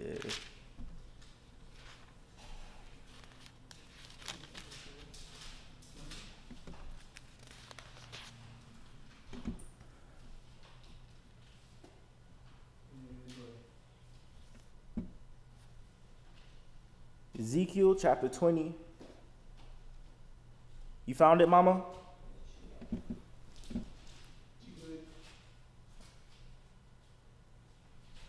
And verse 1.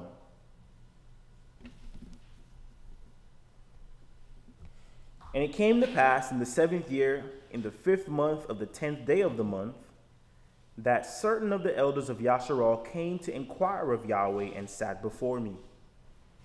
Then came the word of Yahweh unto me, saying, Son of man, speak unto the elders of Yasharal, and say unto them, Thus says my sovereign Yahweh, Are you come to inquire of me? As I live, says my sovereign Yahweh, I will not be inquired of by you. Will you judge them, son of man? Will you judge them? Cause them to know the abomination of their fathers, and say unto them, Thus says my sovereign Yahweh, In the day when I chose Yasharal and lifted up my hand unto the seed of the house of Jacob, and made myself known unto them in the land of Mizraim, when I lifted up my hand unto them, saying, I am Yahweh your Elohim, in the day that I lifted up my hand unto them to bring them forth out of the land of Mizraim, Egypt, into a land that I had espied for them, flowing with milk and honey, which is the glory of all lands. Then said I unto them, Cast you away every man the abominations of his eyes, and defile not yourselves with the idols of Mizraim. I am Yahweh your Elohim. So I just keyed on that. It says, In the day that I lifted up my hand unto them, verse 6, to bring them forth of the land of Mizraim into a land that I espied for them, flowing with milk and honey, which is the glory of all lands. So it's telling you what the glory of the lands is, milk and honey. And then it later talks about in Revelation about how the kings of the other nations will bring their glory into the kingdom. So that means that's showing that they're going to be bringing the things that they gain from the land to offer unto the children of Yasharal. But that don't mean they going up in there. There's an outer court for them. So that's just the way it's designed.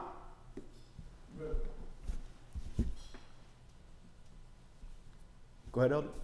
I'm glad you got to that part, because that's what I was going to bring up earlier, dealing with tabernacles, dealing with the kings supposed to bring their presence, unto tabernacles every year. If they didn't do it, they wouldn't get the rain or the latter rain. Right.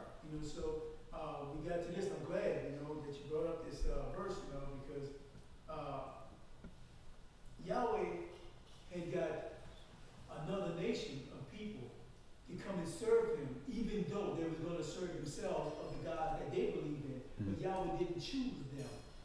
Okay. a covenant with them, so to speak. But yet, somebody has to serve Yahweh, as I said, or the rock shall cry out. Thank you, sister. So these people, you know, how you say it, everything is done twice or three times. The kings of the world, in millennial reign, you know, 1,000-year reign, they have to come unto Yahweh's tabernacle to give their gifts. Right. They still have to humble themselves. Mhm. You know, so this is what, you know, it just brings to mind on this, that Yahweh has set up a thing early to let us all realize that no, it's not going to be your way. It will be His way, whether Right. you like it or not. If you want to live. That's right. If you want to live, you want to drink some water, you want to be able to plant some crops, grow some blood, you need water. You understand? So either you're going to abide by Yahweh or you're going to perish. Right. Go ahead, brother. Verse 7. Then said I unto them, cast you away every man the abomination of his eyes, and defile not yourselves with the idols of Mizraim. I am Yahweh your Elohim. But they rebelled against me and would not hearken unto me. They did not every man cast away the abomination of their eyes, neither did they forsake the idols of Mizraim. Then I said, I will pour out my fury upon them to accomplish my anger against them in the midst of the land of Mizraim. But I wrought for my name's sake, that it should not be polluted before the heathen among whom they were. In the sight I made myself known unto them, and bringing them forth out of the land of Mizraim. Wherefore I caused them to go forth out of the land of Mizraim, and brought them into the wilderness. And I gave them my statutes, and showed them my judgments, which if a man do, he shall even live in them. Moreover, I gave them my Sabbaths to be a sign between me and them, that they might know that I am Yahweh that sanctify them. But the house of Yasharal rebelled against me in the wilderness. They walked not in my statutes, and they despised my judgments, which if a man do, he shall even live in them. And my Sabbath they greatly polluted. Then I said, I will pour out my fury upon them in the wilderness to consume them. But I wrought for my name's sake, that it should not be polluted before the heathen in whose sight I brought them out.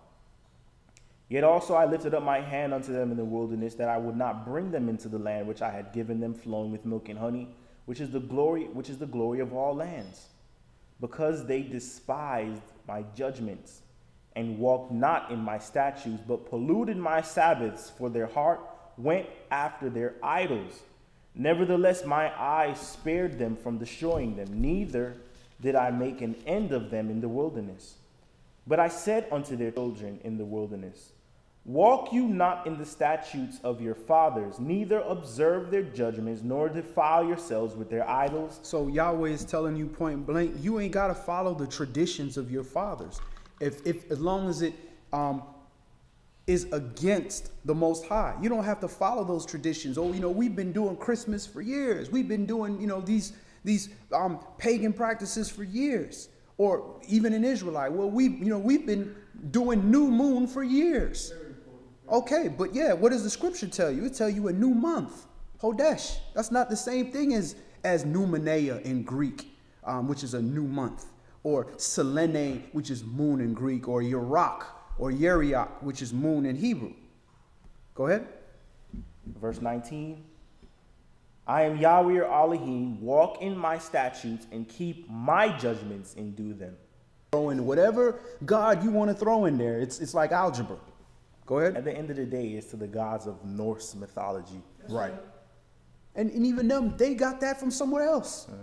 All these Egyptians, I mean, the Europeans stole them gods from melanin people from Africa. They just regurgitate and repackage it in new marketing. Verse 20, and hallow my Sabbaths, and they shall be a sign between me and you, and that you may know that I am Yahweh your Elohim. So again, I'm glad you highlighted that earlier. He said, keep and hallow my Sabbaths. That's Yahweh's Sabbath. You can't change that. Then that's your Sabbath. That's your sign. That's your sign that you are God, because you changing his Sabbaths. You have to hallow his Sabbath. When you hallow his Sabbath, when you hallow something, you separate it, you make it holy. when you separate his day and make that important in your life, that is the sign, the literal personal sign between you and the Father that, I see you. Just like that sign that when we be all white people and there's two brothers in the room, we look across the room and give each other that sign. That look. We know it was, or sisters. They see, oh, there's a sister up in here. They give each other a sign that, hey, I know that you know. If you go down in here, it's just going to be me and you. Ain't nobody else coming to the rescue. It's going to be me and you. Well, this is the sign. The same thing between y'all. I know y'all. When it goes down in here, ain't nobody going to be around here for me but you and anybody associated with you. So you can't be, well, I rest every day. I worship y'all every day. Yeah, but you going to keep his Sabbath. You know, that's how Yah has this thing where he likes to make his stuff set apart. He likes to make sure that what we do is something different from our everyday life. In verse 12, he even says, I gave them my Sabbath to be a sign between me and them, that they might know that I am Yahweh, that does sanctify them. That separates you.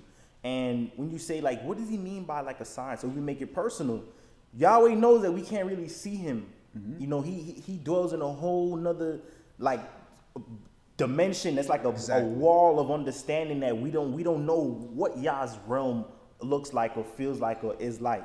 So what he does is like, you can understand my Shem. You know, you can understand my being more by following these observances I give you. And if I speak a command for you to do and you do them, we've made a covenant. You've confirmed that you know who I am and you trust who I am. So it's like a way of communication. So basically it's like, all right, boom, I like this woman here. You know, we live in a far off country. Here's my phone that you may talk to me at any time of the day.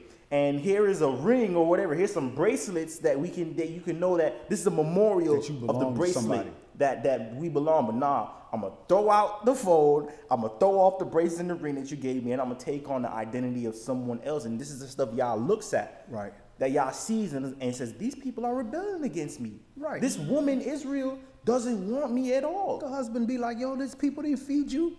They didn't cover you. They didn't protect you. They didn't fight this war for you. They didn't teach you this knowledge, wisdom, and understanding. They didn't send servants out for you. But you want to give this credit to another man? That's like being in a bedroom with your wife and your wife call the name of another man. That's how disrespectful that is. It's actually worse than that. Verse 21. Notwithstanding, the children of Yasharal rebelled against me. They walked not in my statutes, neither kept my judgments to do them, which if a man do, he shall even live in them. They polluted my Sabbaths. Then I said, I will pour out my fury upon them to accomplish my anger against them in the wilderness. Verse 22. Jump to verse 33. As I live, says my sovereign Yahweh, surely with a mighty hand and with a stretched out arm and with fury poured out will I rule over you.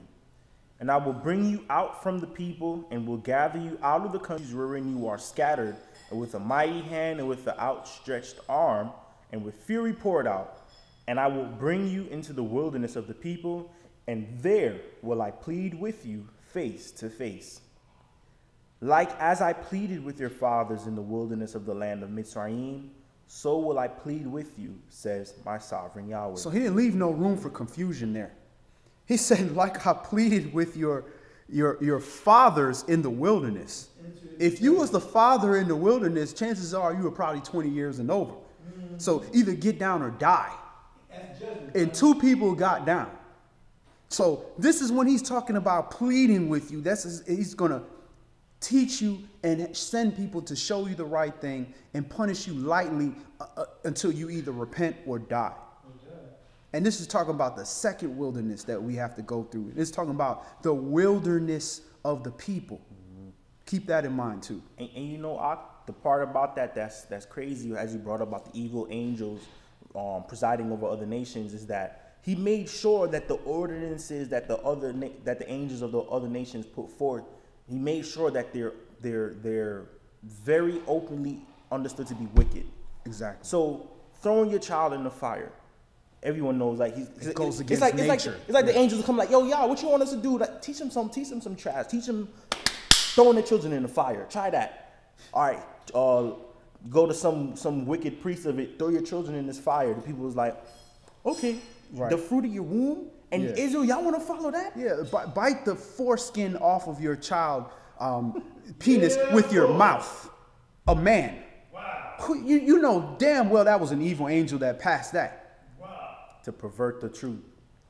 To make circumcision just look like it's a horrible thing because you got a priest basically sucking on some baby thing and biting it off. Then, brother, give a child, 10-day-old child. Herpes. Like as I pleaded with your fathers in the wilderness of the land of Israel, so will I plead with you, says my sovereign Yahweh. And I will cause you to pass under the rod and will bring you into the bond of the covenant. And I will purge out from among you the rebels and them that transgress against me. I will bring them forth out of the country where they sojourn, and they shall not enter into the land of Yasharal, and they shall know that I am Yahweh. So he's going to purge. He's saying, I'm going to pull them out the countries. So just because you left on your own accord out of the country thinking you're going to come into the land, the real land is the people, the wilderness of the people. So you're going to get into the real land. The land that they call Jerusalem now, that's not even the real land. So you can try to go over there all you want. At the end of the day, if you rebelling against the commandments of Yah, you rebelling against the Mashiach, this word, you're going to get purged out. So he's going to allow wicked people to come out of this country and come amongst the children of Yasharal when they're in the wilderness being purged of the Babylonian system that's still inside of them that you have to be separated from to fully get out of you. But then he's going to take it another level and start purging out those people amongst them. Let's stop right there. Let's go to Amos chapter 9. Amos is like another 3 or 4 books down. It's after Hosea and Joel. And before Obadiah. And before Jonah. And before Nahum and Micah. So if you see those, you went too far.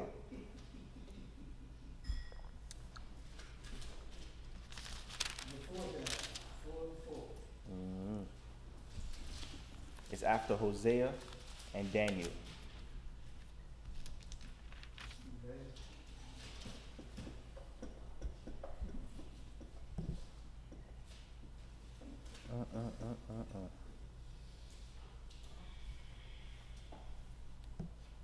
And we got to understand these are spiritual things going on.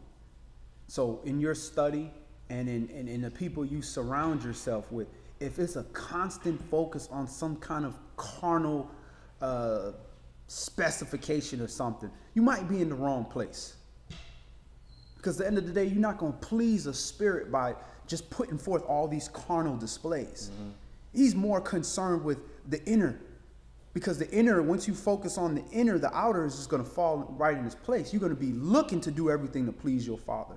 So if the place you're at is not teaching you how to address your spirit and how to get away from these transgressions of how you deal with people and how you deal and how you carry yourself, there's a problem.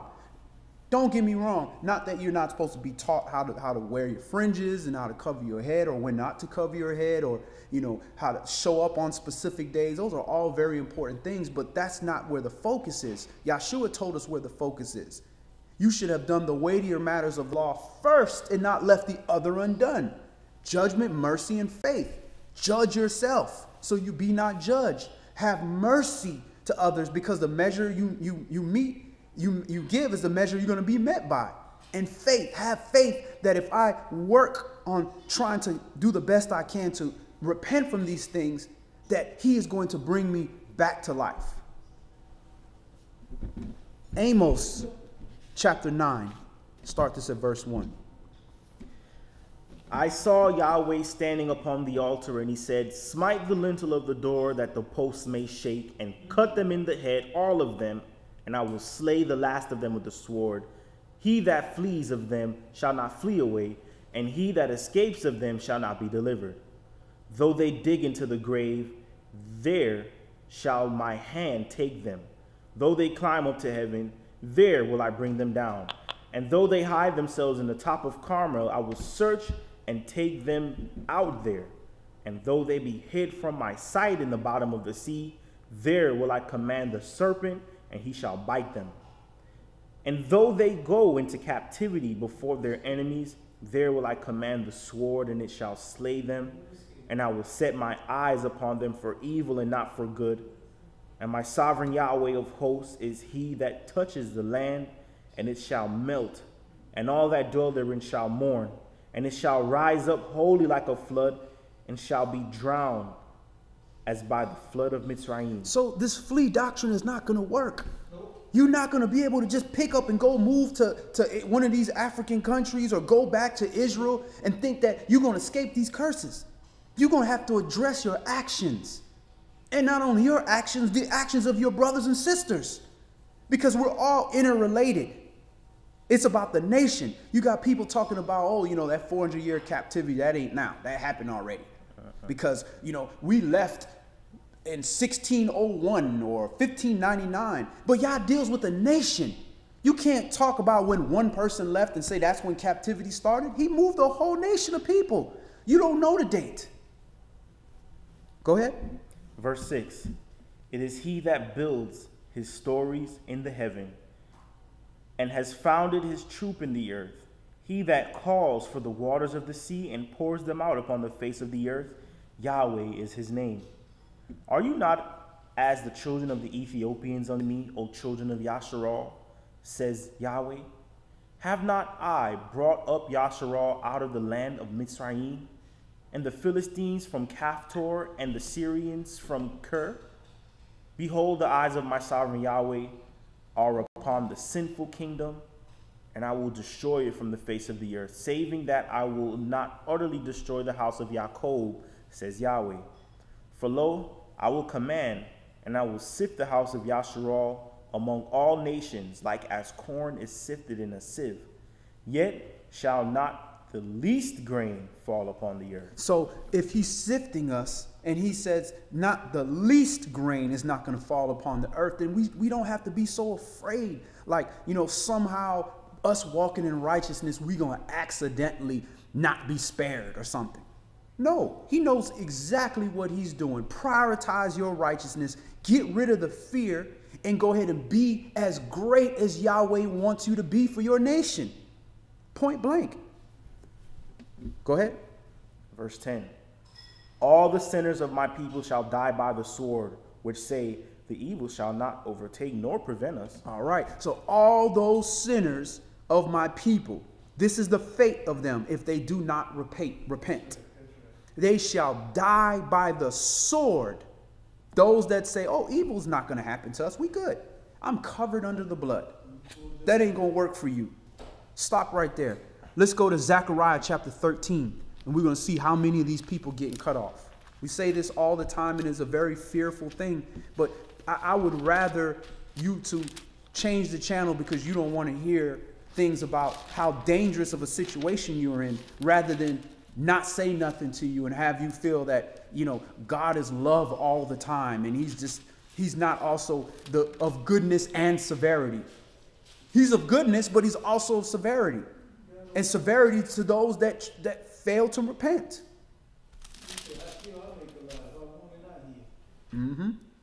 I create good and I create evil. Light and dark. Zechariah chapter 13.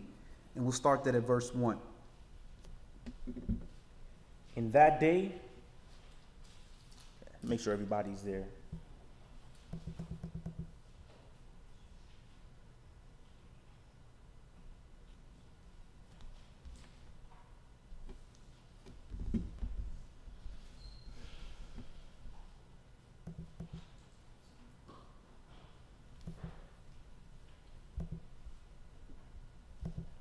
Zechariah chapter 13.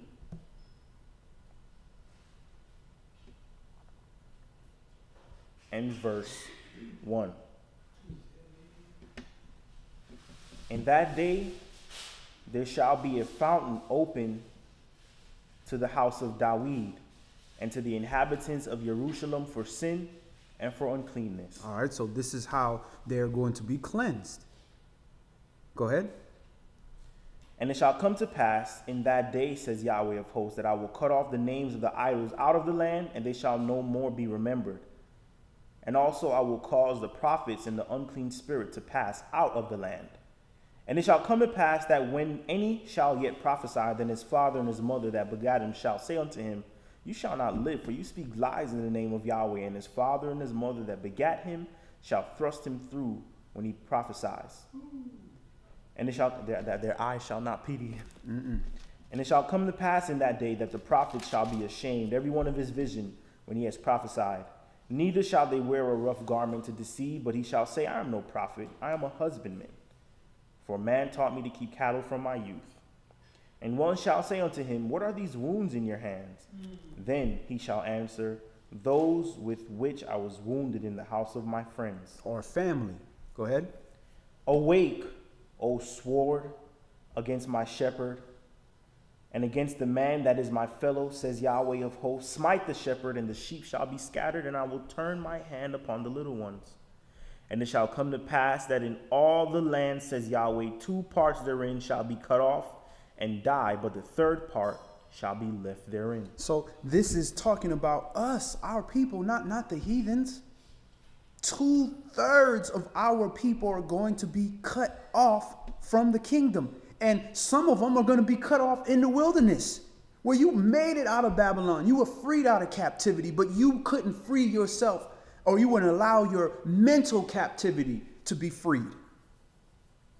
But this is what's going to happen to the 3rd. The 3rd, you didn't get cut off. You're still alive. But that don't mean you still got to walk in the park. You still got to become holy. Finish that up. Verse 9. And I will bring the 3rd part through the fire, and will refine them as silver is refined, and will try them as gold is tried. They shall call on my name, and I will hear them. I will say, it is my people, and they shall say, Yahweh is my Elohim. So part of this, like we talked about earlier, putting your children through the fire, when you teaching your children all these wicked practices that they didn't need to know.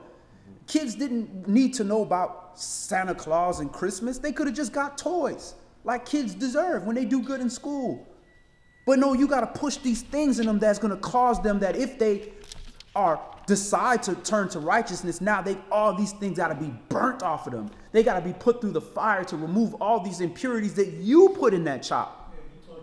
You taught them these things. You teaching them that it's okay to lie if you get something materialistic at the end of it. And it makes you feel good to give somebody something. It's okay to lie. No, it's not. Let's go to 1 Corinthians chapter 15.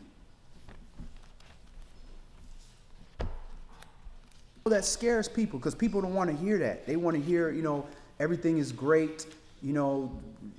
Christ came and smile, and they want to hear that Joel Osteen type of teaching. It's going to be okay. Yeah, it's going to be okay if you do the things that allow you to fall under the grace and mercy of the Most High. Yeah, then it'll be okay. But at the end of the day, you don't like it, you don't want to hear it, well, it is what it is. My job is not to tell people what they like. It's to tell people the things that are going to help them attain unto their salvation with fear and trembling. It tells us to seek your salvation with fear and trembling. The fear of not being under the love of the Most High because of I rejected him. That's the fear. Not if I don't take that trash out and my dad see my mom trying to wheel that trash outside, he finna dig off of my behind. That was that kind of fear because I respect him. I respect this father. He's done everything for me.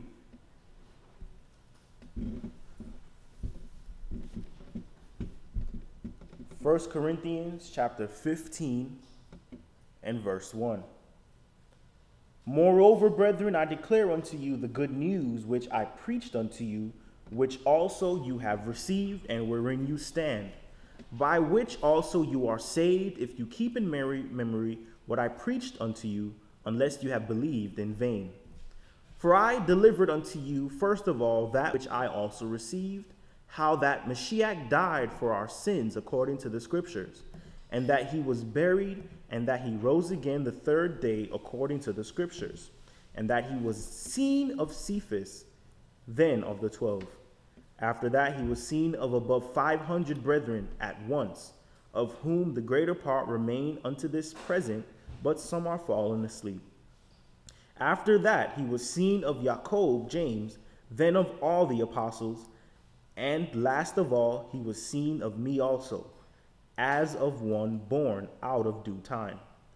For I am the least of the apostles, that am not meet to be called an apostle, because I persecuted the assembly of Yahweh. So he's not saying I'm the least of the apostles because I saw him after his resurrection and didn't walk with him. No, he's saying I'm the least because of my actions. Go ahead. But by the grace of Elohim, I am what I am, and his grace, which was bestowed upon me, was not in vain, but I labored more abundantly than they all, yet not I, but the grace of Elohim, which was with me. So just because you have a wicked past, which many of us do, does not mean that you can't serve the Most High. That just means you better serve him more abundantly, because the gifts and the grace that you receive, many of your brothers and sisters didn't get that gift or that grace. They just died. Go ahead, Elder. Brother, because we're on these verses, and this brother has come forward and, how you say, reveals himself and hold nothing back, because he knew, he become dead wrong, because he really thought he was right to come try and persecute, the children of the Most High, and try to kill them, bring the judgment. And Yahweh had changed him from what he was through the Son, to become the man he to write these books in Scripture. And he labored so hard because he was thankful. Do you have the phone off mute? Is it? Press go ahead. It should be. Well, to get back to what I was saying is that this brother here was so thankful. Take it off mute. It was up, right? I don't even see you on the line. Is it even on the line? Talk. Well, I'm just going to say this. Why don't you tell them about this brother is expounding on what he had done from his bad past. Mm-hmm. Expound on where people who think they don't have such a bad past, but think they haven't done anything to worthy of sin or worthy of death. Mm-hmm. Most of the people that's like that say, well, I ain't did what he did, I ain't did what she did, I didn't do that growing up. Yes, but you're a grown up, and you within your own sins. You worthy of death like anybody else. If you don't follow Yahweh, hey, the judgment is upon you. Right. So elaborate on that so others just understand that nobody escapes Yahweh. Right. At the end of the day, you reap what you sow, and the wages of sin, singular, is death. Not sins, sin. Because when you sin, you have brought death into your temple, and death cannot inherit the kingdom. Only that of life. And the life is in the righteousness of this word and Yahweh. So it's not about, oh, okay, well, I'm okay because, I didn't do all the defiling of my temple or the wickedness that somebody else did. You're going to be judged based upon your individual standard, not to the person next to you. Go ahead, brother. Verse 11. Therefore, whether it were let me go verse 10. But by the grace of Elohim I am what I am, and his grace which was bestowed upon me was not in vain, but I labored more abundantly than they all, yet not I, but the grace of Elohim which was with me. Therefore, whether it were I or they, so we preach, and so you believed. Now, if Mashiach be preached that he rose from the dead, how say some among you that there is no resurrection of the dead? But if there be no resurrection of the dead, then is Mashiach not risen? And if Mashiach be not risen, then is our preaching. If Mashiach be not risen, then be our preaching vain, and your faith is also vain. Yea, and we are found false witnesses of Elohim, because we have testified of Elohim that he raised up Mashiach, whom he raised not up, if so be that the dead rise not. For if the dead rise not, then is Mashiach not raised. And if Mashiach be not raised, then your faith is in vain. You are yet in your sins. They also which are fallen asleep in Mashiach are perished. If in this life only we have hope in Mashiach, we are all men most miserable. But now is Mashiach risen from the dead, and become the first fruits of them that slept. For since by man came death, by man came also the resurrection of the dead. For as in Adam all die, even so in Mashiach shall all be made alive. But every man in his own order. Mashiach the first fruits, afterward they that are Mashiach's at his coming. That's the 144,000.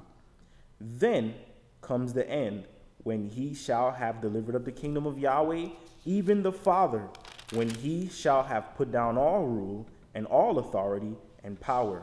For he must reign till he has put all enemies under his feet. The last enemy shall be destroyed, is death. For he has put all things under his feet.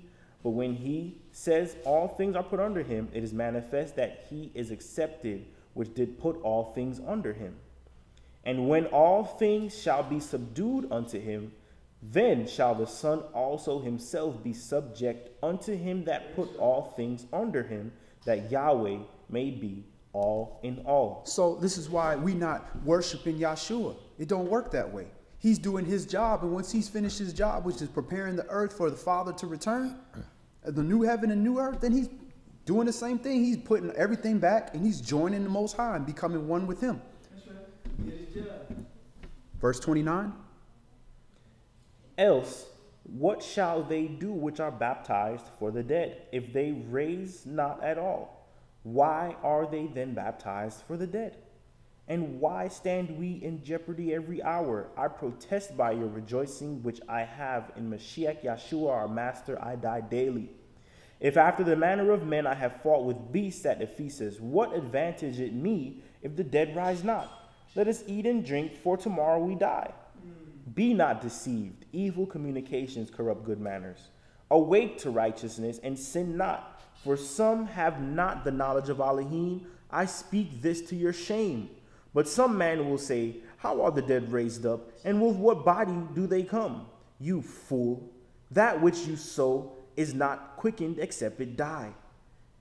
And that which you sow not that body that shall be, but the bare grain it may chance of wheat or of some other grain. But Elohim gives it a body, as it has pleased him, and to every seed his own body. All flesh is not the same flesh, but there is one kind of flesh of men, another flesh of beasts, another of fishes, and another of birds.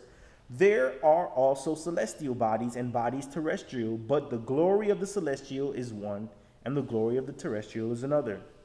There is one glory of the sun, and another glory of the moon, and another glory of the stars, for one star differs from another star in glory. So also is the resurrection of the dead. It is sown in corruption, it is raised in incorruption. It is sown in dishonor, it is raised in glory. It is sown in weakness, it is raised in power. It is sown a natural body, it is raised a spiritual body. There is a natural body and there is a spiritual body. And so it is written, the first man, Adam, was made a living soul, and the last Adam was made a quickening spirit. Howbeit that was not first which is spiritual, but that which is natural, and afterward that which is spiritual. So our bodies were planted into the earth as these carnal, natural beings, and what's supposed to sprout out from that good seed is a spiritual being. But if it is a tare growing out, then it was one of those bad seeds, and it goes back to the parable of the seeds. Go ahead. Verse 47, the first man is of the earth, earthly. The second man is the master from heaven. As is the earthly, such are they also that are earthly. And as is the heavenly, such are they also that are heavenly. And as we have borne the image of the earthly, we shall also bear the image of the heavenly. Now is this I say, brethren, that flesh and blood cannot inherit the kingdom of Yahweh, neither does corruption inherit incorruption. So flesh and blood cannot inherit the kingdom of Elohim, neither does corruption inherit incorruption. So this is why you're fighting over these bloodlines, and I'm trying to get this DNA test to prove. At the end of the day, it's your spirit that's going to get you into the kingdom, not your bloodline. Your bloodline will determine your responsibility and your role in this earth. So it's important to understand that, but we have been scattered. We can't trust the people that have cut off our nationality from us to turn around and tell us who we are? If we want to be the followers of the Mashiach and we want to be the children of Yasharal, then we need to be upright with all, like what Yasharal means.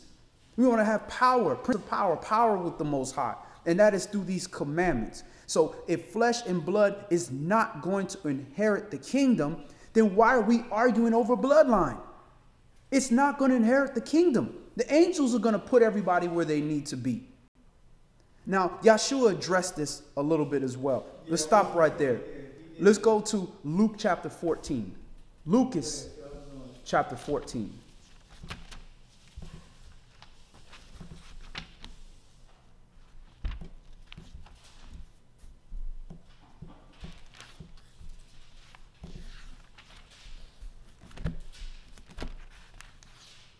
And that's why if you're sitting somewhere that is constantly, waving this 12 tribes chart and what tribe are you and all this stuff and everything is just carnal about bloodline and about the flesh, about how you're dressed, how you look. And the focus is not on the inner. Now, doesn't mean you throw one out. You don't throw the baby out with the bathwater. But at the same day, you have to make sure that you're being taught how to please a spirit with your spirit, how to utilize your spirit to navigate your flesh the correct way. All right, so we're at Lucas chapter 14, and we're going to start this at, where we at?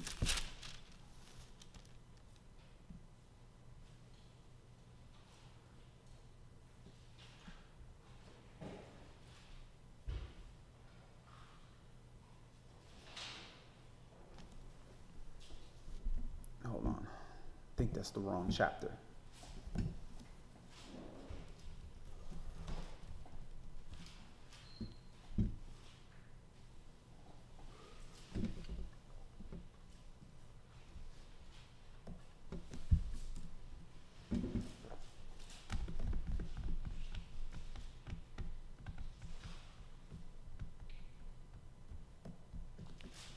That song stuck in my head. Is that the name I seen? I told her that name is YouTube. I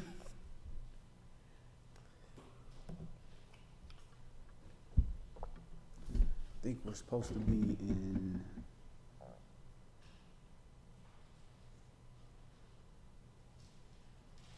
think we're supposed to be in John chapter 20. I don't know how I got Lucas.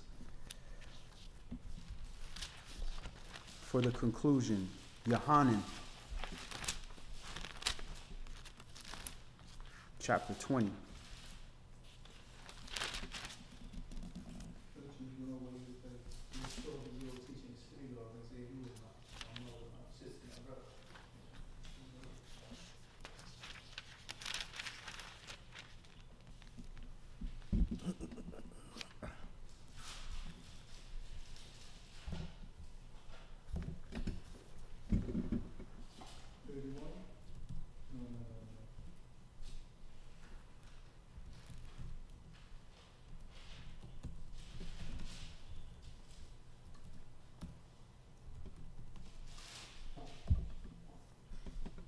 Actually, we were supposed to be in Luke. I'm sorry. Luke chapter 24. I had 14. It was supposed to be 24. Luke is chapter 24.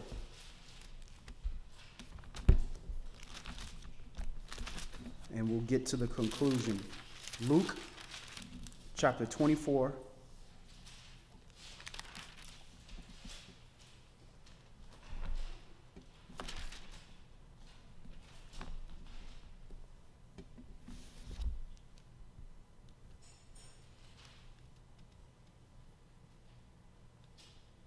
And let's start this at verse 33. You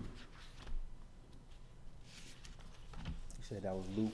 Lucas chapter 24 and verse 33. 24:33. And this is the appearances of the Adonai after he resurrected. And they rose up the same hour and returned to Jerusalem and found the 11 gathered together and them that were with them, saying, the master is risen indeed, and has appeared to Simon.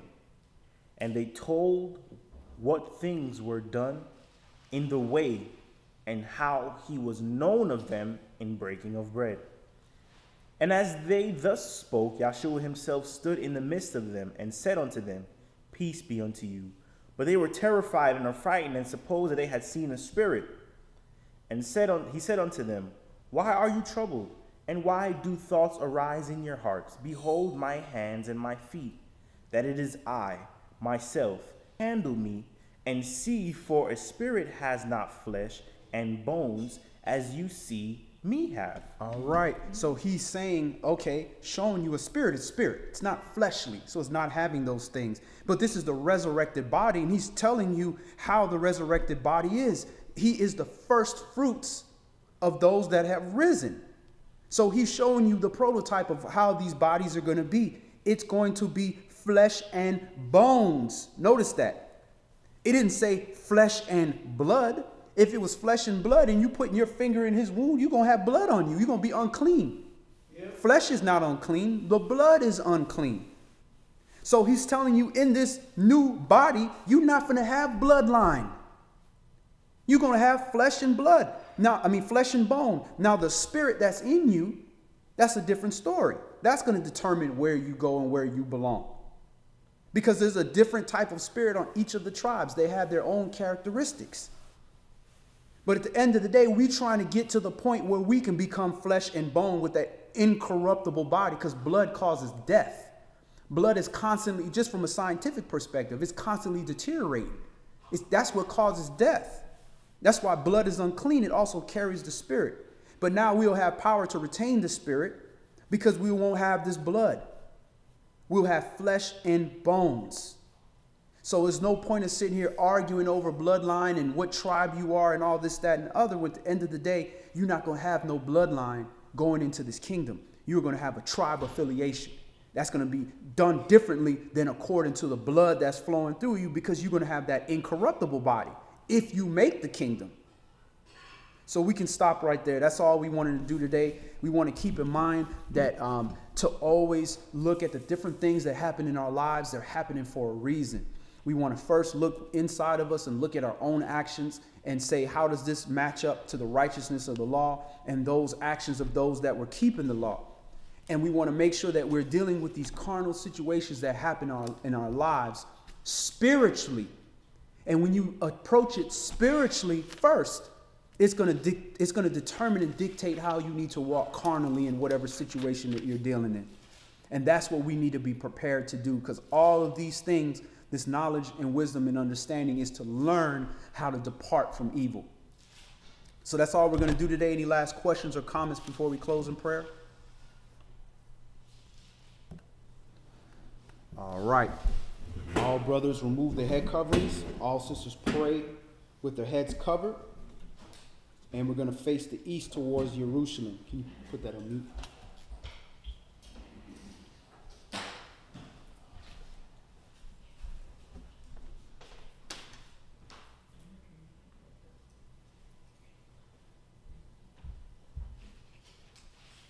And again, we honor the traditions, that don't transgress the law. And one of the traditions were in the new assemblies was to remove your head coverings when you pray.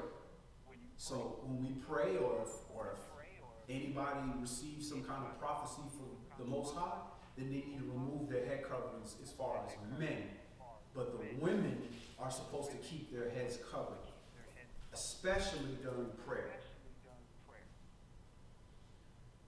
Abba Father, Yahweh, Elohim, the Allah of Abraham, Yashak, and Yaakov. Covenant Father, Elohim of Yahshua. We thank you, Yahweh, once again for such a beautiful Shabbat, a day of rest, Yahweh, an opportunity to show you our sign, Yahweh, that even though we can't see you, Yahweh, we know that you reign supreme in our lives, and we know that you can see our actions and deeds and intent of our heart, and we show you, Yahweh, that we freely, with our free will, choose to serve you and hallow your day, your set-apart day, to the best of our abilities, Yahweh. We ask that you continually throughout the week keep your hedge of protection about us and give us the knowledge and wisdom and understanding to know our hedge, to stay within these commandments, so that we don't suffer the unnecessary fire and burning that goes on in our lives and the tribulation that goes. And we ask that also you allow the tribulation in our lives, Yahweh, not to be in vain, but to make us better servants, Yahweh, to make us more spiritual creatures and to help us be better prepared to be those spiritual beings and not the carnal beings that we used to walk in this earth, choosing to satisfy the flesh. Yahweh, we ask you to please forgive us of our trespasses, and Yahweh, we ask that you leave a soft heart in our bodies, Yah, so that we can have mercy unto all your children and to all those people in the earth, Yahweh, that you choose to give your mercy to. Yahweh, we ask that if we make error, let us err on the side of mercy and not on the side of being damnation to an individual that may be falling or have fallen along the way. So, Yah, all these things we come before you, we thank and pray, we make no demands, we make full supplication, Yahweh, with full belief through your Son, Yahshua, that he is perfect, that we could be made perfect through him. All these things we thank and pray through your holy, humble, anointed Son, Yahshua HaMashiach, in which all praise, majesty, might, and dominion resides through forevermore. In the name of Yahshua HaMashiach, we thank and pray. Amen. Amen.